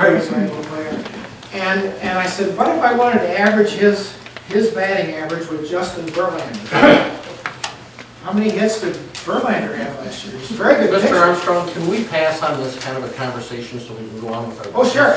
Okay. But at any rate, this helps to understand weighted averages. Well, basically what you said in a nutshell is you guys set the pay raises. The board did not set them, they did not recommend them, anything. You did the whole thing. But the board votes on it, right? They can either, they go up or down. If they reject it, then there's nothing. It goes back to the, But they can only vote on what you recommend. That's correct. Okay, thank you. I would like to say thank you so much, because I know how hard you worked on this. Well, thank you very Guys much. spent a lot of time.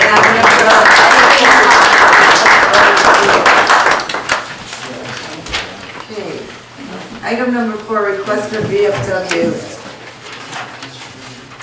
Local, do I say local? Number? Chapter, thank you. Chapter 3901 to install a 20-foot flagpole and lighting in the township park. And Mr. Hahn's going to come and speak.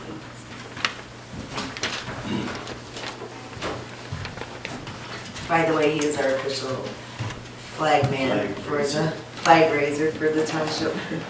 Actually, the request was put in by Jim Fernandez from, he's the commander of Algonac VFW. And he couldn't be here tonight, so he asked me if I'd come. And it's really a joint effort.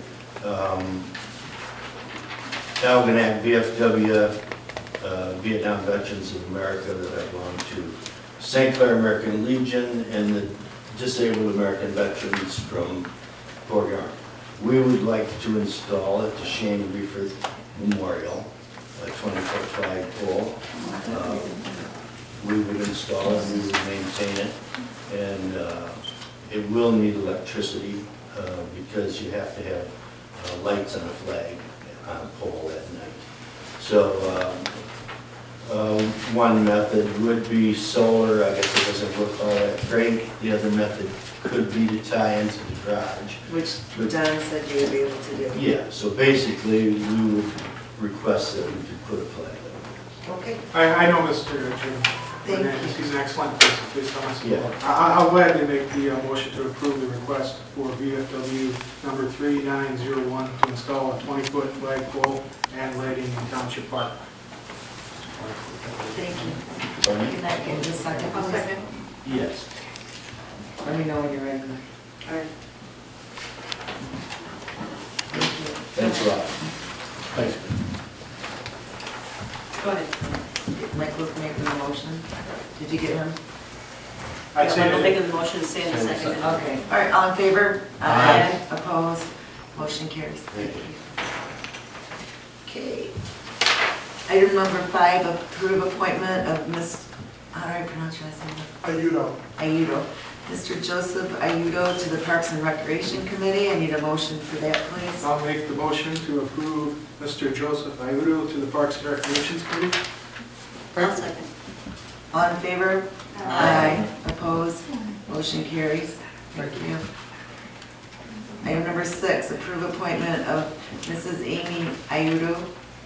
I'll make the motion to approve. I'm not done. Okay. To the Parks and Recreation Committee. Can I get a motion for that, please? I'll make the motion to approve Mrs. Amy Iodo to the Parks and Recreation Committee. I'll second. All in favor? Aye. Opposed? Motion carries. Thank you. Welcome aboard. Thank you. Okay, item number 7, motion to approve resolution of Censure R 2013-16.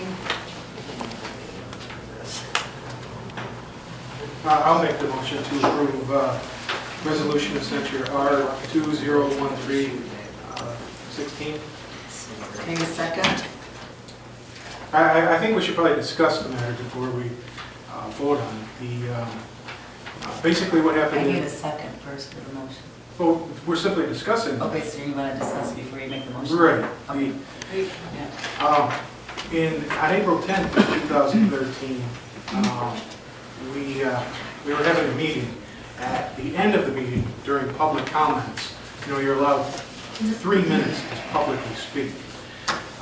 2 minutes, 16 seconds had passed, and Mr. Ken Chartier said, motion to adjourn. It was seconded by Kelly, and then all the other board members voted. And that was it, the meeting was over. That violates the Michigan Open Meetings Act as an extension of violating the public participation policy. The reason for that is because MCL 15.263 states a person shall be permitted to address a meeting of a public body under rules and established recorded by that body. And then the rules and established recorded on the notice on public participation policy adopted on February 1st, 2006 state presentations are limited to 3 minutes. So there's no doubt. I have 3 minutes. To only get 2 minutes, 16 seconds is a violation of that public participation policy, and by extension, MCL 15.263 sub 5. So there's really no question. We actually had some high-ranking Republican people in the audience that night, and they confirmed, it's as bad of Michigan Open Meetings Act as the one that was already been won by me in court on counts 1, 2, and 3. That one had such far-reaching. Who were the high-ranking officials? You don't have to answer that. Yeah, they were. I don't have to answer, but they're throwing it out there, it'd be nice to prove it.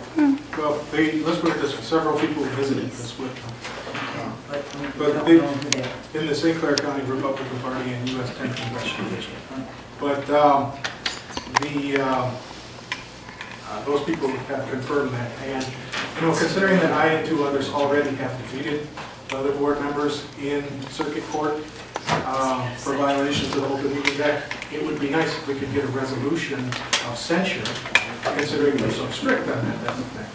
So I would like to make the motion. Can I just ask you, is this for all 4 of them, what you're saying, or do you have a different conversation for each one? The motion, or excuse me, the resolutions are virtually identical. I can read them, you want me to? I'm just saying is basically the reason to censor pertains one incident, but to include all 4 people. Yes, So pretty if I much get the the right resolution one. is identical on all of them, except on page 2, which pretty much the only difference is, The person's name. yes, it says at the end, resolution, whereas censure is an official expression of disapproval by adoption of resolution, whereas Cottrellville Board is hopeful that this action to censure trustee Ken Chartier will discourage any continued disregard of his public participation, whereas Cottrellville Board is hopeful that this action to censure trustee Ken Chartier will discourage any committed disregard of its agenda, whereas Cottrellville Board is hopeful that this action to censure trustee Ken Chartier will discourage any continued disregard of the Michigan Open Meetings Act. Okay, The only so you difference is want- the names are different. Okay, the names are different. So we're in discussion mode right now? Yes, you guys are free to, The purpose of a motion of censure or a resolution of censure is to, as you just said, show the disapproval of the board for actions taken. It's normally used when you have no other recourse. For instance, when you blatantly violate a policy over and over. You've taken this to court and you prevailed. And it hasn't occurred since. It actually occurred on November 13th when I made a specific note on the minutes that there was a violation of the Open Meetings Act. But it's not what you're discussing right here. This has to do with April 10th. And I don't believe you were cut short. Were you cut short? I wasn't allowed to speak. Well, that's not part of this. The resolution of censure is because you have no other recourse. You've taken us to court. You've prevailed at the court. It hasn't happened again. We've corrected that. It was not an understanding at that point in time that we had to sit and listen to derogatory comments directed at anyone specifically, especially regarding their personal life. And I think at this point it's moot. You took it to court. It's done. It's over. The judge gave his judgment, and I think it's a moot. Well, I was just going to ask Gloria a question. When you make a reference to it hasn't happened since, what is your definition of it? What's your definition of it? Well, it sounded to me That would like be more your definition, Michael, than my definition. You're the one that's accusing us. if you're making a general definition based on MCL 15.263, it has occurred on November 13th. It also occurred on May 26th, or excuse me, May 20th. Okay, Michael, what is your definition of it? Because you keep saying it, and Okay, if you refer to it as not allowing someone to receive 3 minutes of time, that was violated on April 10th, May 8th, which was the court case, May 20th, June, at the June board meeting, which I think was June 12th. As a board member speaker? As, It's not a violation if you're talking during the board. no, I went up to the podium, and I was cut off at 2 minutes 40 seconds. With regards to your November. I believe it was corrected when you prevailed in the court case. Okay, does anybody else, we're gonna move on, does anybody else have anything else to say? But I'll make the motion, I just want it documented whether it receives a second. Okay, what's So your, I'll make a motion to, in order to save, am I allowed to do this with a resolution? Because I know they're much more strict with the policies. Is it possible to, in order to save time and taxpayer money, do all 4 of them at the same time? not when there's a roll call. Hold on. All right, well. Hold on, stop, Michael, please. Change my tape. With the resolution, it's a roll call, and the preference would be that you do them separately. All right. So we're doing new business number 7, R201316. Okay, which one? Okay, I'll just make a motion to approve the resolution of censure R 2013-16.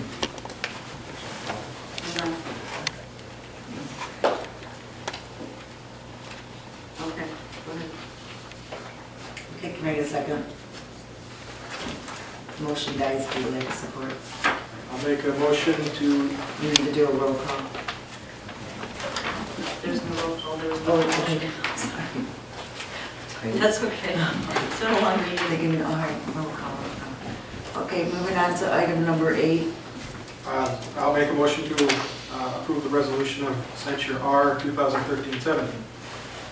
Second. Can I get a second? Motion dies due to lack of support. Hold on a number. So, In order to save time, item number 8, please. okay, resolution of censure. I'm going to make a motion to approve resolution of Oh, 9, I'm censure sorry. R 2013-18. Can I get a second? That was the motion? Yes. Okay. Motion dies due to lack of support. Item number 10, resolution of censor R 2014-19. I'll make a motion in the way that it's written on the page. Resolution of censure R 2013, or excuse me, R 2014-19. Second. Although that may be a typo, I'm not sure. Can I get a second? You have all of them written as 13 except for that one. Oh, I see it. Oh, I'm sorry, yes, that is a typo, please change that on your Thank you, agenda. Wanda, for pointing Thank it you. out. Can I get a second? Well, you should restate it. Approve the resolution of censure, or Michael makes a motion to approve the resolution of censure R 2013-19. Can I get a second? Motion dies due to lack of support. Item number 11, approve 2014 minutes, meeting schedule and calendar. Can I get a motion to approve that, please? I'll make a motion to approve the proposed meeting schedule and calendar for 2014 for Cottrellville Township and its committees and commissions and societies. Can I get a second, please? I'll second it. Thank you. I'd just like to note that we added the Historical Society on there. Okay, item number, oh, sorry. Where are we, motion? To approve the 2014. Thank you. Can I get a second, please? Ken did. Ken did. Oh, all in favor? Aye. Aye. Aye. 3 meetings today. Opposed? Motion carries. Okay. Item number 12, approve RFQ for engineering services. Can I get a motion for that, please? What is this engineering going towards? Is that for the This is to park? put out for, this is for any engineering services so that we have, when you contract with the engineering service, you're not paying them like a fee while you're just contracting that you're gonna use them. So that way you get your fees discounted instead of just randomly always trying to find a contractor when something comes up. You already have people that chase grants for you, that write grants, that give you extra hours. And it's basically just to put out there to see what kind of offers we have. There's some in Algonac, there's a couple up in Marysville. Is there a project, a specific project that Well, we're the looking at? park's that we're coming looking up, for the one? park's coming up, Bruce Street's coming up. We can either go with the county or we can have our own engineer. So this is a kind of a umbrella type to put out, so Right, we to can be put ahead. out when Right. we need. So basically what we would do is, put this out for bid. Come back and we would interview them and see who, we wanted to go with the best. It's pretty, there's a lot in there. So the RFQ for the engineering services, as the park comes up, we need an engineer for that. As the Bruce Street comes up, it's going to be a different engineer that we need for that. So is this request for the It would be, right, so that we could use the same engineering service and have it at a discounted rate instead of going to, okay, who do we need now? Or the same thing as when we chase the SAW grant. I guess I Is I this wasn't just looking to, at it in that It's way. just to look to see what's so out we've got there. an engineer So we for get an Cottrellville? Right. But will an engineer for the park, Waterfront Park, be the same person that would know how to handle the road? That's the whole thing, that's what we want to see. All right. That's what we want. We want to be able to use the same firm for all the different engineering. But no fee unless there's something, Well, that's what we have to Well, look that to would see might what be a they. requisite that we Right, vote on that's as to what whether or not we want to employ them. All right, I move that we go out for an RFQ for, There's a fundamental problem. In this particular paperwork, the opening line says Cottrellville Township, Michigan. However, on pages 2 and 3, there are multiple instances where it makes a reference to Lennox Township. Oh, that's because they sent me the RFP. They borrowed from a lot of different municipalities. Well, we know that. Well, in a document like this, I Right, mean, we'll just change that. Thank you for pointing it out, Michael. I wish you would have pointed it out for the meeting because we had it for a week. it wasn't included in my packet. I make a It motion. wasn't included in your packet? I make a motion. No, that was what we had emailed, but I'm sorry, Oh, Michael, okay. go ahead and make your motion. I make a motion to amend request for qualifications RFQ to replace all instances of Lennox Township with Cottrellville Very Township. good, thank you. I'll need a second. Oh, I'll second. I'm writing too, so.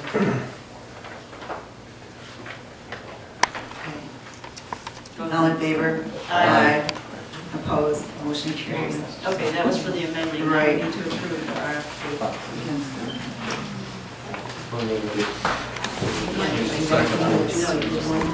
Oh, all right. ones where you find it, just service. Then I make a motion that we Not right now. go for an RFQ for general consultant for Cottrellville.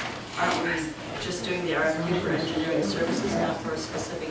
No, yeah, just engineering service. Consultant engineering, is what it says up here. It's- It's been a long day. I'll second. All in favor? Aye. Opposed? Motion carries. Okay, supervisors report, being that we're all tired. Look, we see Oh, the we added, oh, I forgot, I'm sorry. Those were mistakes. Who's not? We were discussing change. Thank you. Okay, item number 13, discussion of payment for park maintenance person. Yes. The way things were explained to me, you know, I spent the whole day with Mr. Tony Spedafore when we were working on the summer cleanup project, and you know, he does an excellent job of work. Now, the way that I understand things, just from asking questions of other board members and things in the office, the previous person who held this title was paid $150 a month. I know apparently Tony does not include the job duty of cemetery that he also did.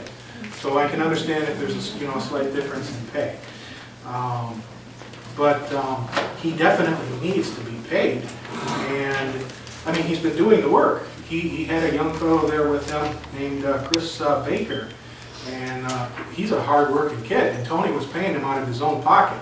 We cannot have that. I believe Tony needs to be paid from now on, since he's working, and he needs to be paid the retroactive that he's owed by the township during this time that he said he was supposed to be getting paid.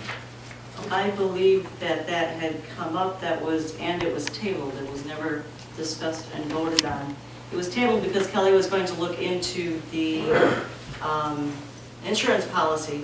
She needed to contact our insurance provider to clarify what it was that that person had to be bonded for in case of an accident or if something happened to the equipment and then somebody turned around and sued the It wasn't even township. actually tabled. I went through the minutes and wasn't even on the minutes. No, because, Right, I mean, it wasn't even like a board oh, it wasn't meeting. a Nope, board it wasn't even agenda on- item. Right. no, It was just a conversation. Is it possible for Mr. Spedafore to come in and meet with you, Kelly, kind of, so he Well, I can think lay you out can what meet he with the Parks does? and Rec Committee, the and thing they is, can decide The what his problem we duties have are. right now is, under the Michigan Constitution, you cannot pay somebody something after they've performed the deed, the work. They have to get prior board approval before they start the work in order to get paid. We cannot go retroactive. By state constitution, we have to get board approval first, they perform the function, they get paid for it. So, So my, Tony- Does he head up the Parks and Rec? Isn't he in charge? He's our chairperson. I think that Parks and Rec should come up with a list of job duties and what they think a fair wage would be, because I agree. I think he's worked hard. Deserves it. I talk to him at least We can't, once a month. the problem is, to- we can't pay him for what he's done so far, but in the future we can. But I think that's something, being that there's a January Parks and Rec, and being that the Parks and Rec people are here, something for you to consider and have that completed when you go for your meeting, that you already have That would be an item on the an agenda. item on the agenda, and you would already have, look into it and Is this somebody that does maintenance or is on the Right. Parks and Rec Committee? down your job. He does he's done the whole park, the whole entire summer. But he's also the Garbage, chairperson. plus he's the chairperson. But he's walked the parks with me, he's walked the parks over there with me, he's done a lot of work. So you guys let him work for free and knew that you couldn't retroactively pay him? That's not really right. By law, we can't. Well, why were you letting him do the work if you... He was aware that he wasn't being paid, he volunteered. So that would be my suggestion, so that way we can, My suggestion would be, I know What about in a gift February, Mr. Chartier suggested getting donations for the park money that couldn't be come up with for the township park there. Why can't we get donations to come up with Tony's work? He owes a kid money. Was this supposed to be a paid position to begin with? no, it was just a discussion as to, because we were gonna do it as a board, but then because everybody got so busy in that, and when Tony, and correct me if I'm wrong, when he became chairperson, we came up with a list of duties. He started doing a lot, and then him and I started discussing that you should be getting paid for I this. agree, definitely. And then But it came, it never came to the board, and it seemed to have gotten just, so he kind of got the brunt end of it. I was kind of waiting to address the board and the people tonight for the public comments on that. That's why I haven't said anything. Okay. I mean, I know it's been a long night. Everybody wants to get out of here. I basically. Do you want to come and talk about right now? Well, I mean, I can come down. I had some stuff to update the people with the parks. Right, I mean, it may take you longer. And I can, pardon? Yeah, I said it may take you longer than 3 minutes, so this is on the discussion right now. You might want to come up there. If you want Well, to. it ain't gonna be longer than 3 minutes, you know, It's up to you. Do you want to do it now, or do you want to do it? Yeah, I mean, I can do it now. I'm the chairperson, you can do whatever you want. Can you just be quiet? Good evening, everybody. I'm Tony Beth. I'm the ghost that's in the other room, right? So everybody knows. No, I have discussed this with Kelly. I've discussed this with Kenny, and I have discussed this with Lori, sorry. And I never asked to be paid for anything. I'm here to represent Cottrellville Township and the taxpayers. I devoted my time, okay? It was brought to my attention after I accepted the job from Kelly that I should be reprimanded for what I do. I left it totally up to the board. It was discussed at one of the meetings, I think it was the meeting that Michael had a seizure, if I'm right. Yeah, that was the one. It was brought up, but it was, I don't know if it was tabled, it wasn't on the agenda or whatever. It was supposed to be brought up at a later time, but all the stuff that was going on never got brought back up, all right? So whatever, I was leaving it to the board to, come to me and say, hey, okay, Tony, this is what we're gonna do. I went along and did the work in the park because I had talked to Kelly, I've talked to Lori, that's who I report to, and let them know once a month what I do in the park. It's a daily, weekly, monthly procedure of jobs that have to be done in the park, which I started, I think, back in probably April or March, okay? Totally, on my part, not asking them, I thought it was a volunteering part, okay? So I didn't have an issue with it. So when Lori brought it up to me, that she thought I should be compensated for what I do, fine. I don't have a problem with that. So then they wanted to get the Parks and Rec boards together, so I volunteered. I knew that was a volunteer position to be, and then they elected me to the chairman of the board. So now I sit on the board as the chairman for the Parks and Rec, and also Parks and Rec maintenance. All right, it's two separate things. That's what I wanted to kind of address to the people tonight. I wanted to thank them for voting on Joe and Amy. I think they're going to be an asset to the community to help me out with the Parks and Rec, so we can have certain things for the kids, like an example, Easter egg hunt, stuff like that. We want to get stuff together, maybe barbecues and stuff like that in the summer. Start having something that represents Cottrellville Township in a way that everybody can participate, okay? That's our goals. I discussed that with them. As you know, earlier, if you were at earlier meetings, I know I said this wasn't going to be long, but bear with me. I know everybody wants to get out of here soon, including myself. That I had discussed it. There's two people that were on the board of Parks and Rec. We were going to have meetings before this. 2 people dropped out. They put their letter of resignation in. So I had to find 2 more people, okay? I found the 2 more people that got on the agenda tonight. So, the first of the year, we're gonna start having our meetings. I encourage everybody to come to the meetings. And if you have any issues, bring them up. I'll present them to the board. And we'll see if we can get the issue solved. That's what I'm here for you to do. All right, so my encouragement is to come and participate in the meetings. And this is for everybody in Cottrellville Township. I'll do what I have to do to try to get what has to be done.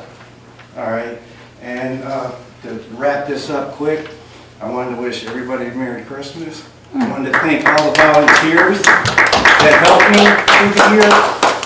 I didn't get to thank them personally, and to have a better new year for us next year. All right, and one last thing, I wanted to thank the Marine City football team for becoming the state champions. Thank you. Thank you. In addition to that, Tony's been turning in a list of things to me each month that I'll put on the website so people can see the things that he does.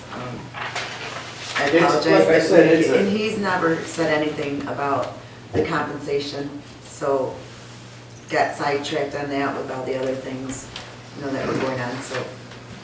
And I know that wasn't, being the gentleman that you are, you wouldn't bring it up. Well, but I apologize that just, I was just like, oh, Tony's taking care of it. Yeah. So hopefully we can fix that, okay? Kelly, when I was on the board, the maintenance person of the park did get paid. Right. Because, they're fixing the swing sets and stuff like that. Exactly, that's- Parks and Rec didn't get any kind of compensation, but at least the maintenance man did. So I think, that should be taken into There needs to be order brought to the meeting.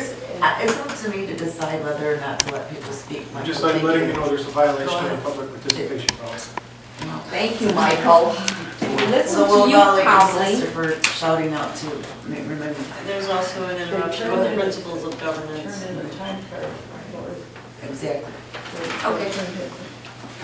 If they get the Parks and Rec at his compensation figured out what they want to pay him, if the park's closed for the winter, couldn't they kind of pay him for the next few months, even though the park's closed and he's not doing anything over there? To make up for, come on, Lori. Don't ask some questions, Tom. Okay. Okay, we're gonna move on, thank you. Where am I? Number 14. Oh, okay, the email, discussion of contacting email vendor. In my opinion, that was in October, it's now December. Between the 3 of us, we have the emails. Have you had a problem since I've then? had no problems. Have you since our ID's been up and running? I've received. I have not had any email. Well, one of the things that I'd just like to mention from the previous, Tony situation. No, we're done with that, we're moving on. All right, I'll get to that after. Thank you. As far as the emails go, the fact that there has been multiple instances of technical problems shows me I personally have a desire to do some investigation to see if these technical problems were the cause of the problem, or if the emails were deliberately deleted. So, because here, I'd like to explain to the crowd. At 1:24 p.m. on December 10th, I sent an email to Kelly and Lori, and I also included a carbon copy to myself. At 1:25, I got my copy, so I know it was sent. However, the township claims they didn't have it.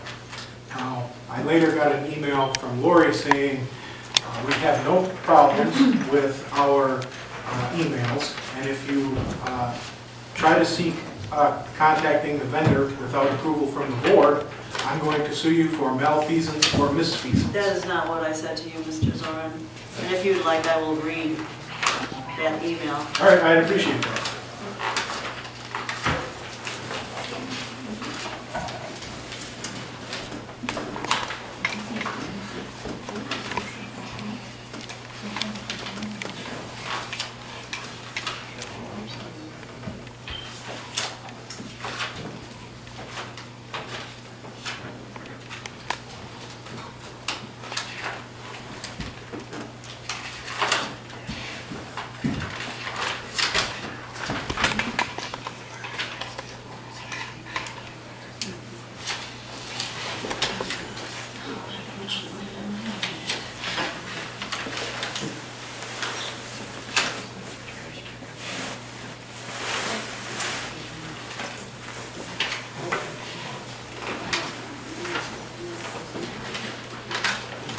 stated to you was that your duties as a trustee is to vote on all issues before the township, to ensure the fiduciary health of the community, and to perform the functions or the duties that the board assigns to you.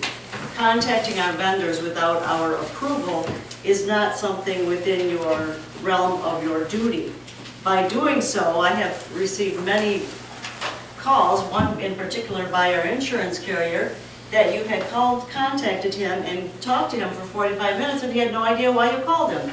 And then we get an email from you after that stating that he called you asking for a bill to be paid. So I called him back and he said, no, you're the one who called him, and he was responding to your phone call. When he found out you were a trustee, he mentioned that he was going to call the township hall and ask if we received the bill. Not calling you looking for payment for the bill. That was not what he told you. So Sandy and I get emails from you stating that how horrible we are to disregard these man's attempts to contact us, and it just rolls into this thing that doesn't exist. I had received the bill 2 days prior, so it was taken care of from that standpoint. But to receive an email from you accusing us of not taking care of the bills, not returning phone calls or messages to vendors, creates a problem. It creates a problem for this board in dealing with our vendors. And it's not the only time it's happened. So my email to you was, you are to not contact our vendors unless we direct you to do so. You don't deal with the day-to-day business of running this township, and to contact our vendors in that manner puts us in a very awkward position. Sometimes to the point where they no longer want to deal with us, and we need to stop.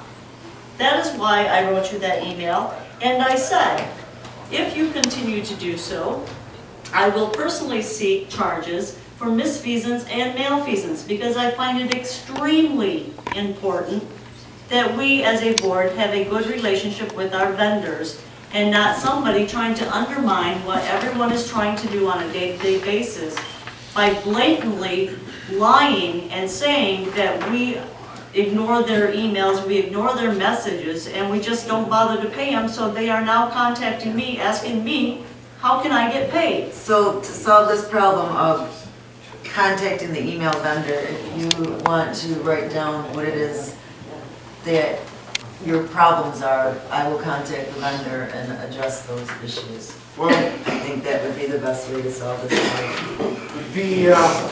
I have to obviously reply to some of the things that Clerk Lori Russelburg said.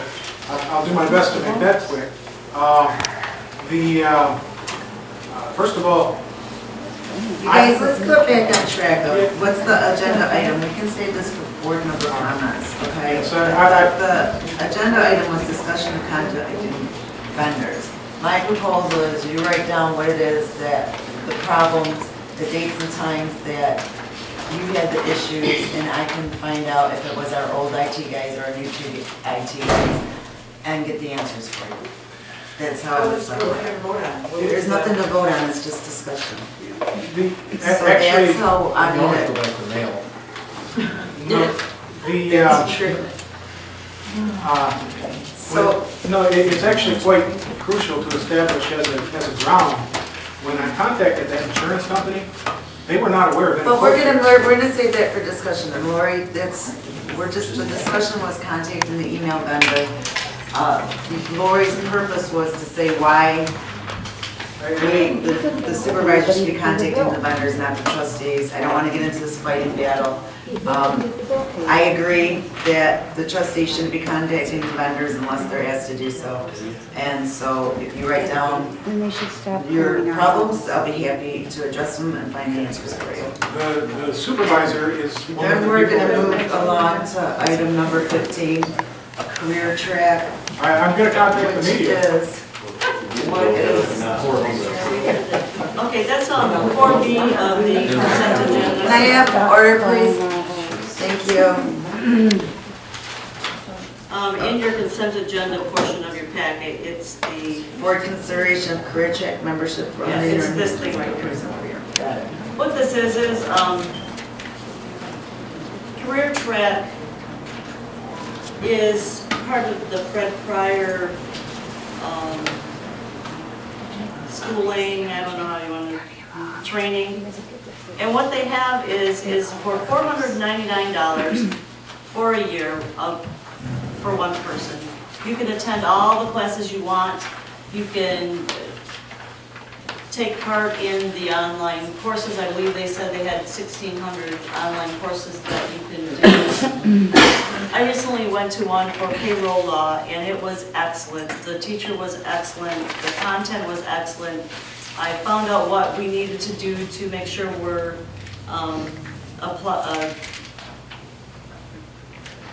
abiding by the laws set out there by the IRS and the government. And they offered this month, I think it's up until the 23rd, not $499 for that packet, but $199. And I thought it was a pretty good deal because if you look at, if I attend 2 meetings, that takes care of the $199. So I can now do seminars on the web, webinars. They offer, I think, like I said, 1,600.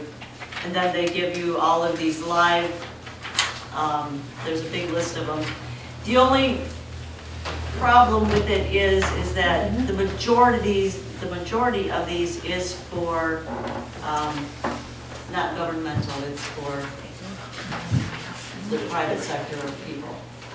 But things like your communication and personal development, how to communicate and deal with the public. It has to do with governmental because you're dealing with the public. Right, but if you look at it, there's very few that we would do. But like I said, if you do 2 of them, you've covered your cost of $199. Plus you get a discount, I believe, on anything that you purchase, like the books that they offer or the DVDs or CDs that they offer. Is there anything beneficial for us as trustees to take this course to help the township? I didn't go through the list verbatim. I'm sure you could find at least 2 things that would benefit anyone on the board. Well, you 3 have to deal with it every day, day to day.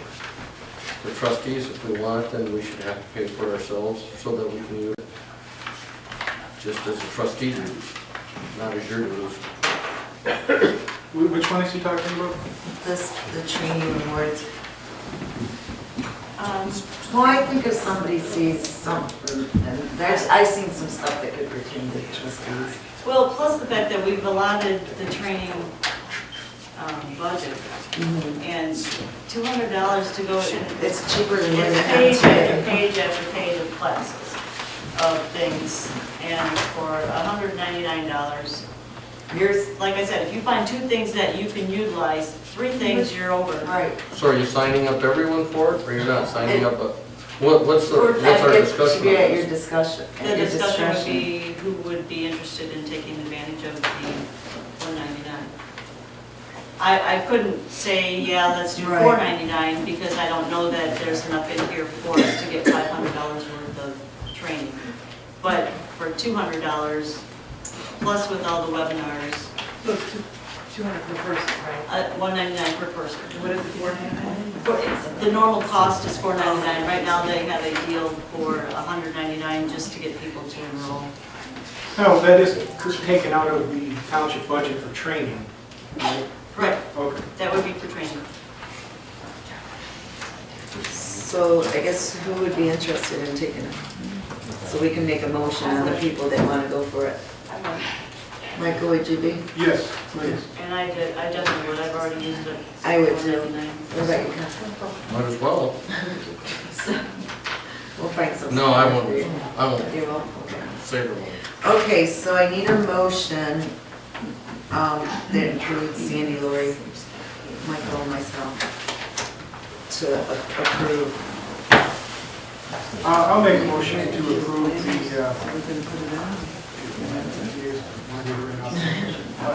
I put mine on.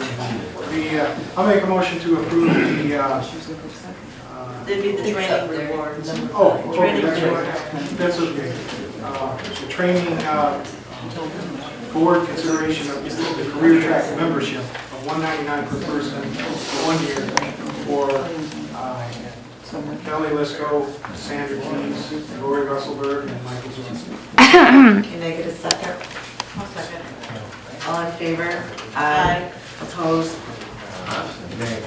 Okay, motion carries. All right.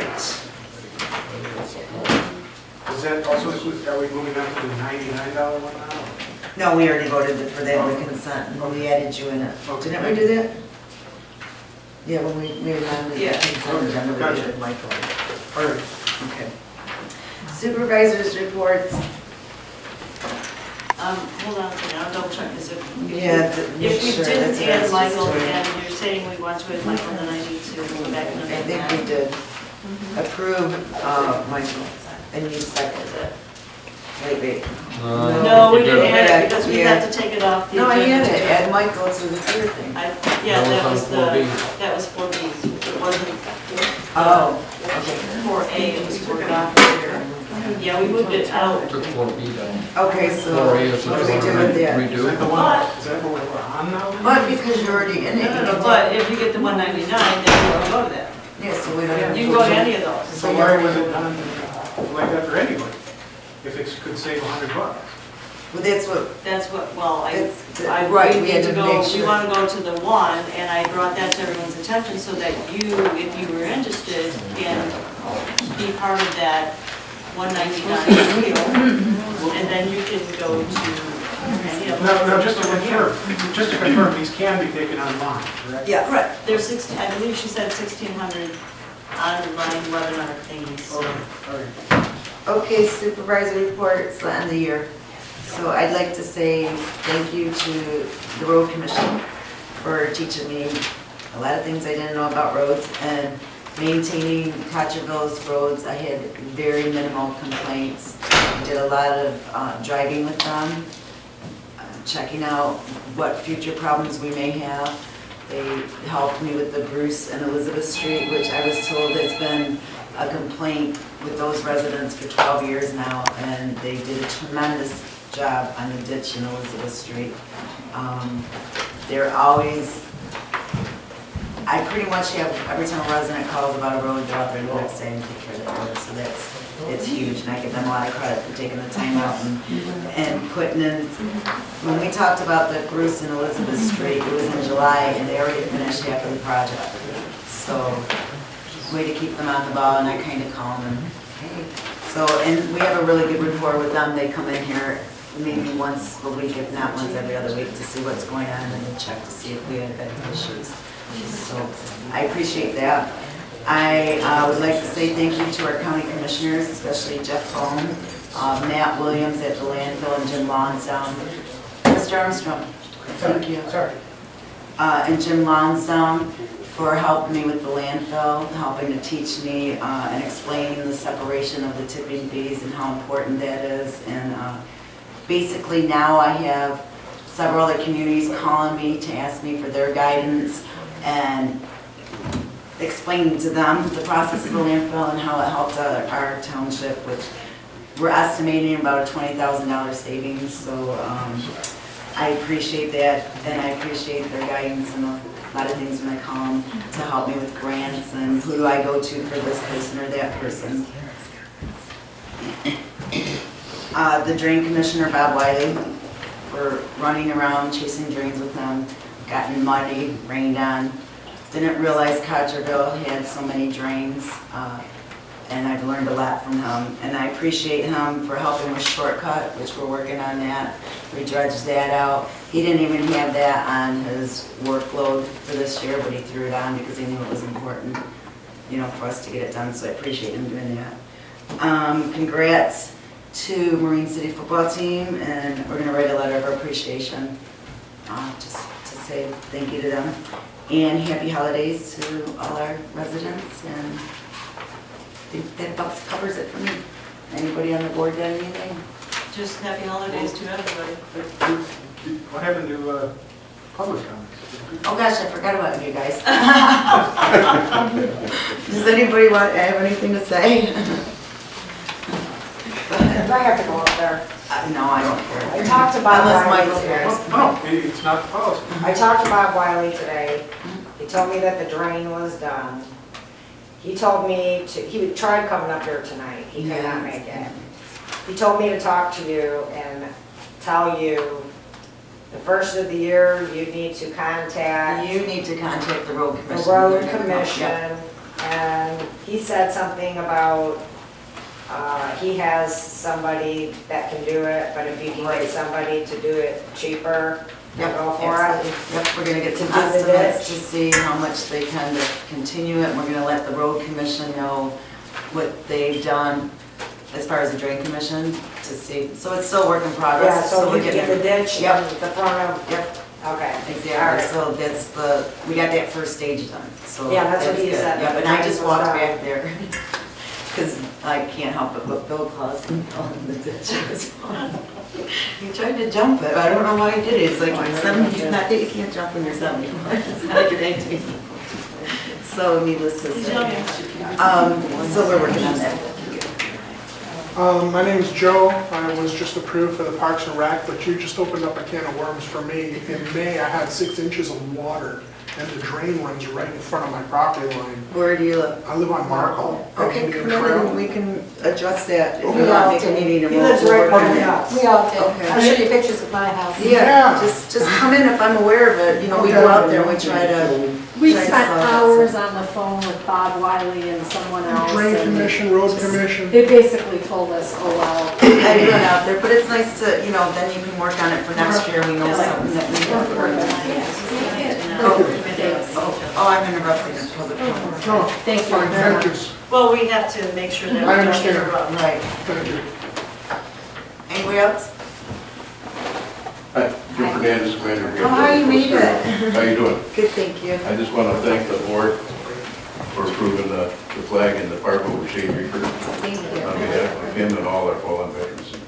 Thank you. Thank Thank you you for for coming. keeping- He had a meeting, so he actually got here quick. That was great. Yeah. And Thank make sure I you. had her. And then let me know what we need to do, and I'll be happy to help with regards to just. I'll call me keep and you make a informed phone. as we go, Sure. as when we can put it in, I'll talk to Rocket Flags. Okay. And, because they got a port the base and everything, so Okay, probably send them over than that. yeah. But I'll keep you informed and then we'll go for it. Okay, thank you very much. Thank you. Thanks for, God bless America. Thank you. Okay, everybody else? Board comments? Well, as part of public comment, I wanted to mention the emails. This may be of use to you. On August 22nd, I received a document from Lori Russelburg which specifically says, I'm mailing this to you now because our outgoing email is not working. What date was it? August 22nd. So I mean, I have written documentation that proves technical problems with Cottrellville's emails. And it was very disturbing I didn't get to say that during the discussion of that. Okay, Michael, I'm gonna look into this, so that's something that you can hand me, because when I believe we signed up with IT Bright, I'll look in our minutes, which was our new, is it like September?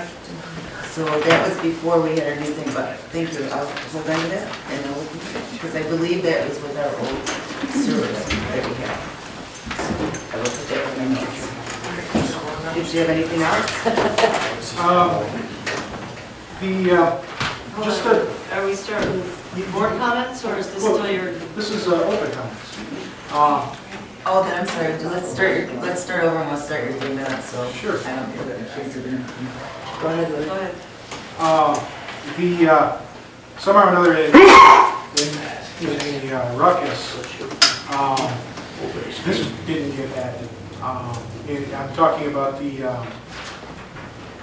what I asked for last month at the end of the meeting to make a policy or a motion to lower the spending limit from $20,000 to $1,000. Now, what I've given each of you to take a look at is what, because Clerk Lori Russelburg brought up the point, if we only do a motion, what keeps the next board members, notified of what's going on. Over there in Casco Township, they formed that type of motion on December 17th, 1984, and their clerk knew exactly where to get it. Nevertheless, I do feel a policy would be better, but this could be an outline of what we can make for next month. So how would you like to go about creating that policy for next month in order to increase transparency and improve financial accountability? Has everyone seen the policy? Because it's 3 months over his during public comment. Oh, I'm sorry. See, we all do it. Go ahead, Lynn. No, I'm just saying, that's my, I want to see a policy, because you said there's no, you believe a policy exists, but I'm saying if you can't find it, let's create one from scratch and then vote that one into existence. Actually, Catherine Mulhaught sent me a template today to make one, and I can email that to you, and it seems quite easy in terms of what needs to be in, especially since a motion can do it on its own.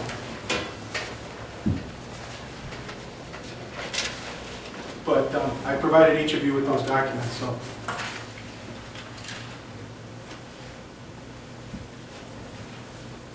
Are you done? Yes. Okay. Okay, please do email me that. Yep. I don't want to interrupt. Are you done with your public comments? Yes. Any board comments? All right. Oh, just Merry Christmas, Happy New Year, and Feliz Navidad. Anybody else? Yes, I was particularly proud of the Green City football team. The excellent, teamwork that they had. I loved the team over town. I really think we need to bring that type of attitude to Cottrellville Township. I was on the team in 1994, and I was lucky enough to be a Hall of Fame member. And so I'm very, very proud that the coaching staff has kept the tradition going and improving over the course of time. So congratulations to all the mariners that live in Cottrellville Township, especially there's several that I've maintained contact with. And I think we had another overall good meeting tonight. And so I'd like to thank all of you for attending. So please have a Merry Christmas. And I look forward to 2014. So I'll make a motion to adjourn. I thought that I was the last time on. Okay, go ahead. I make a motion to adjourn. And I will second at 10:19. All in favor? Aye. Opposed?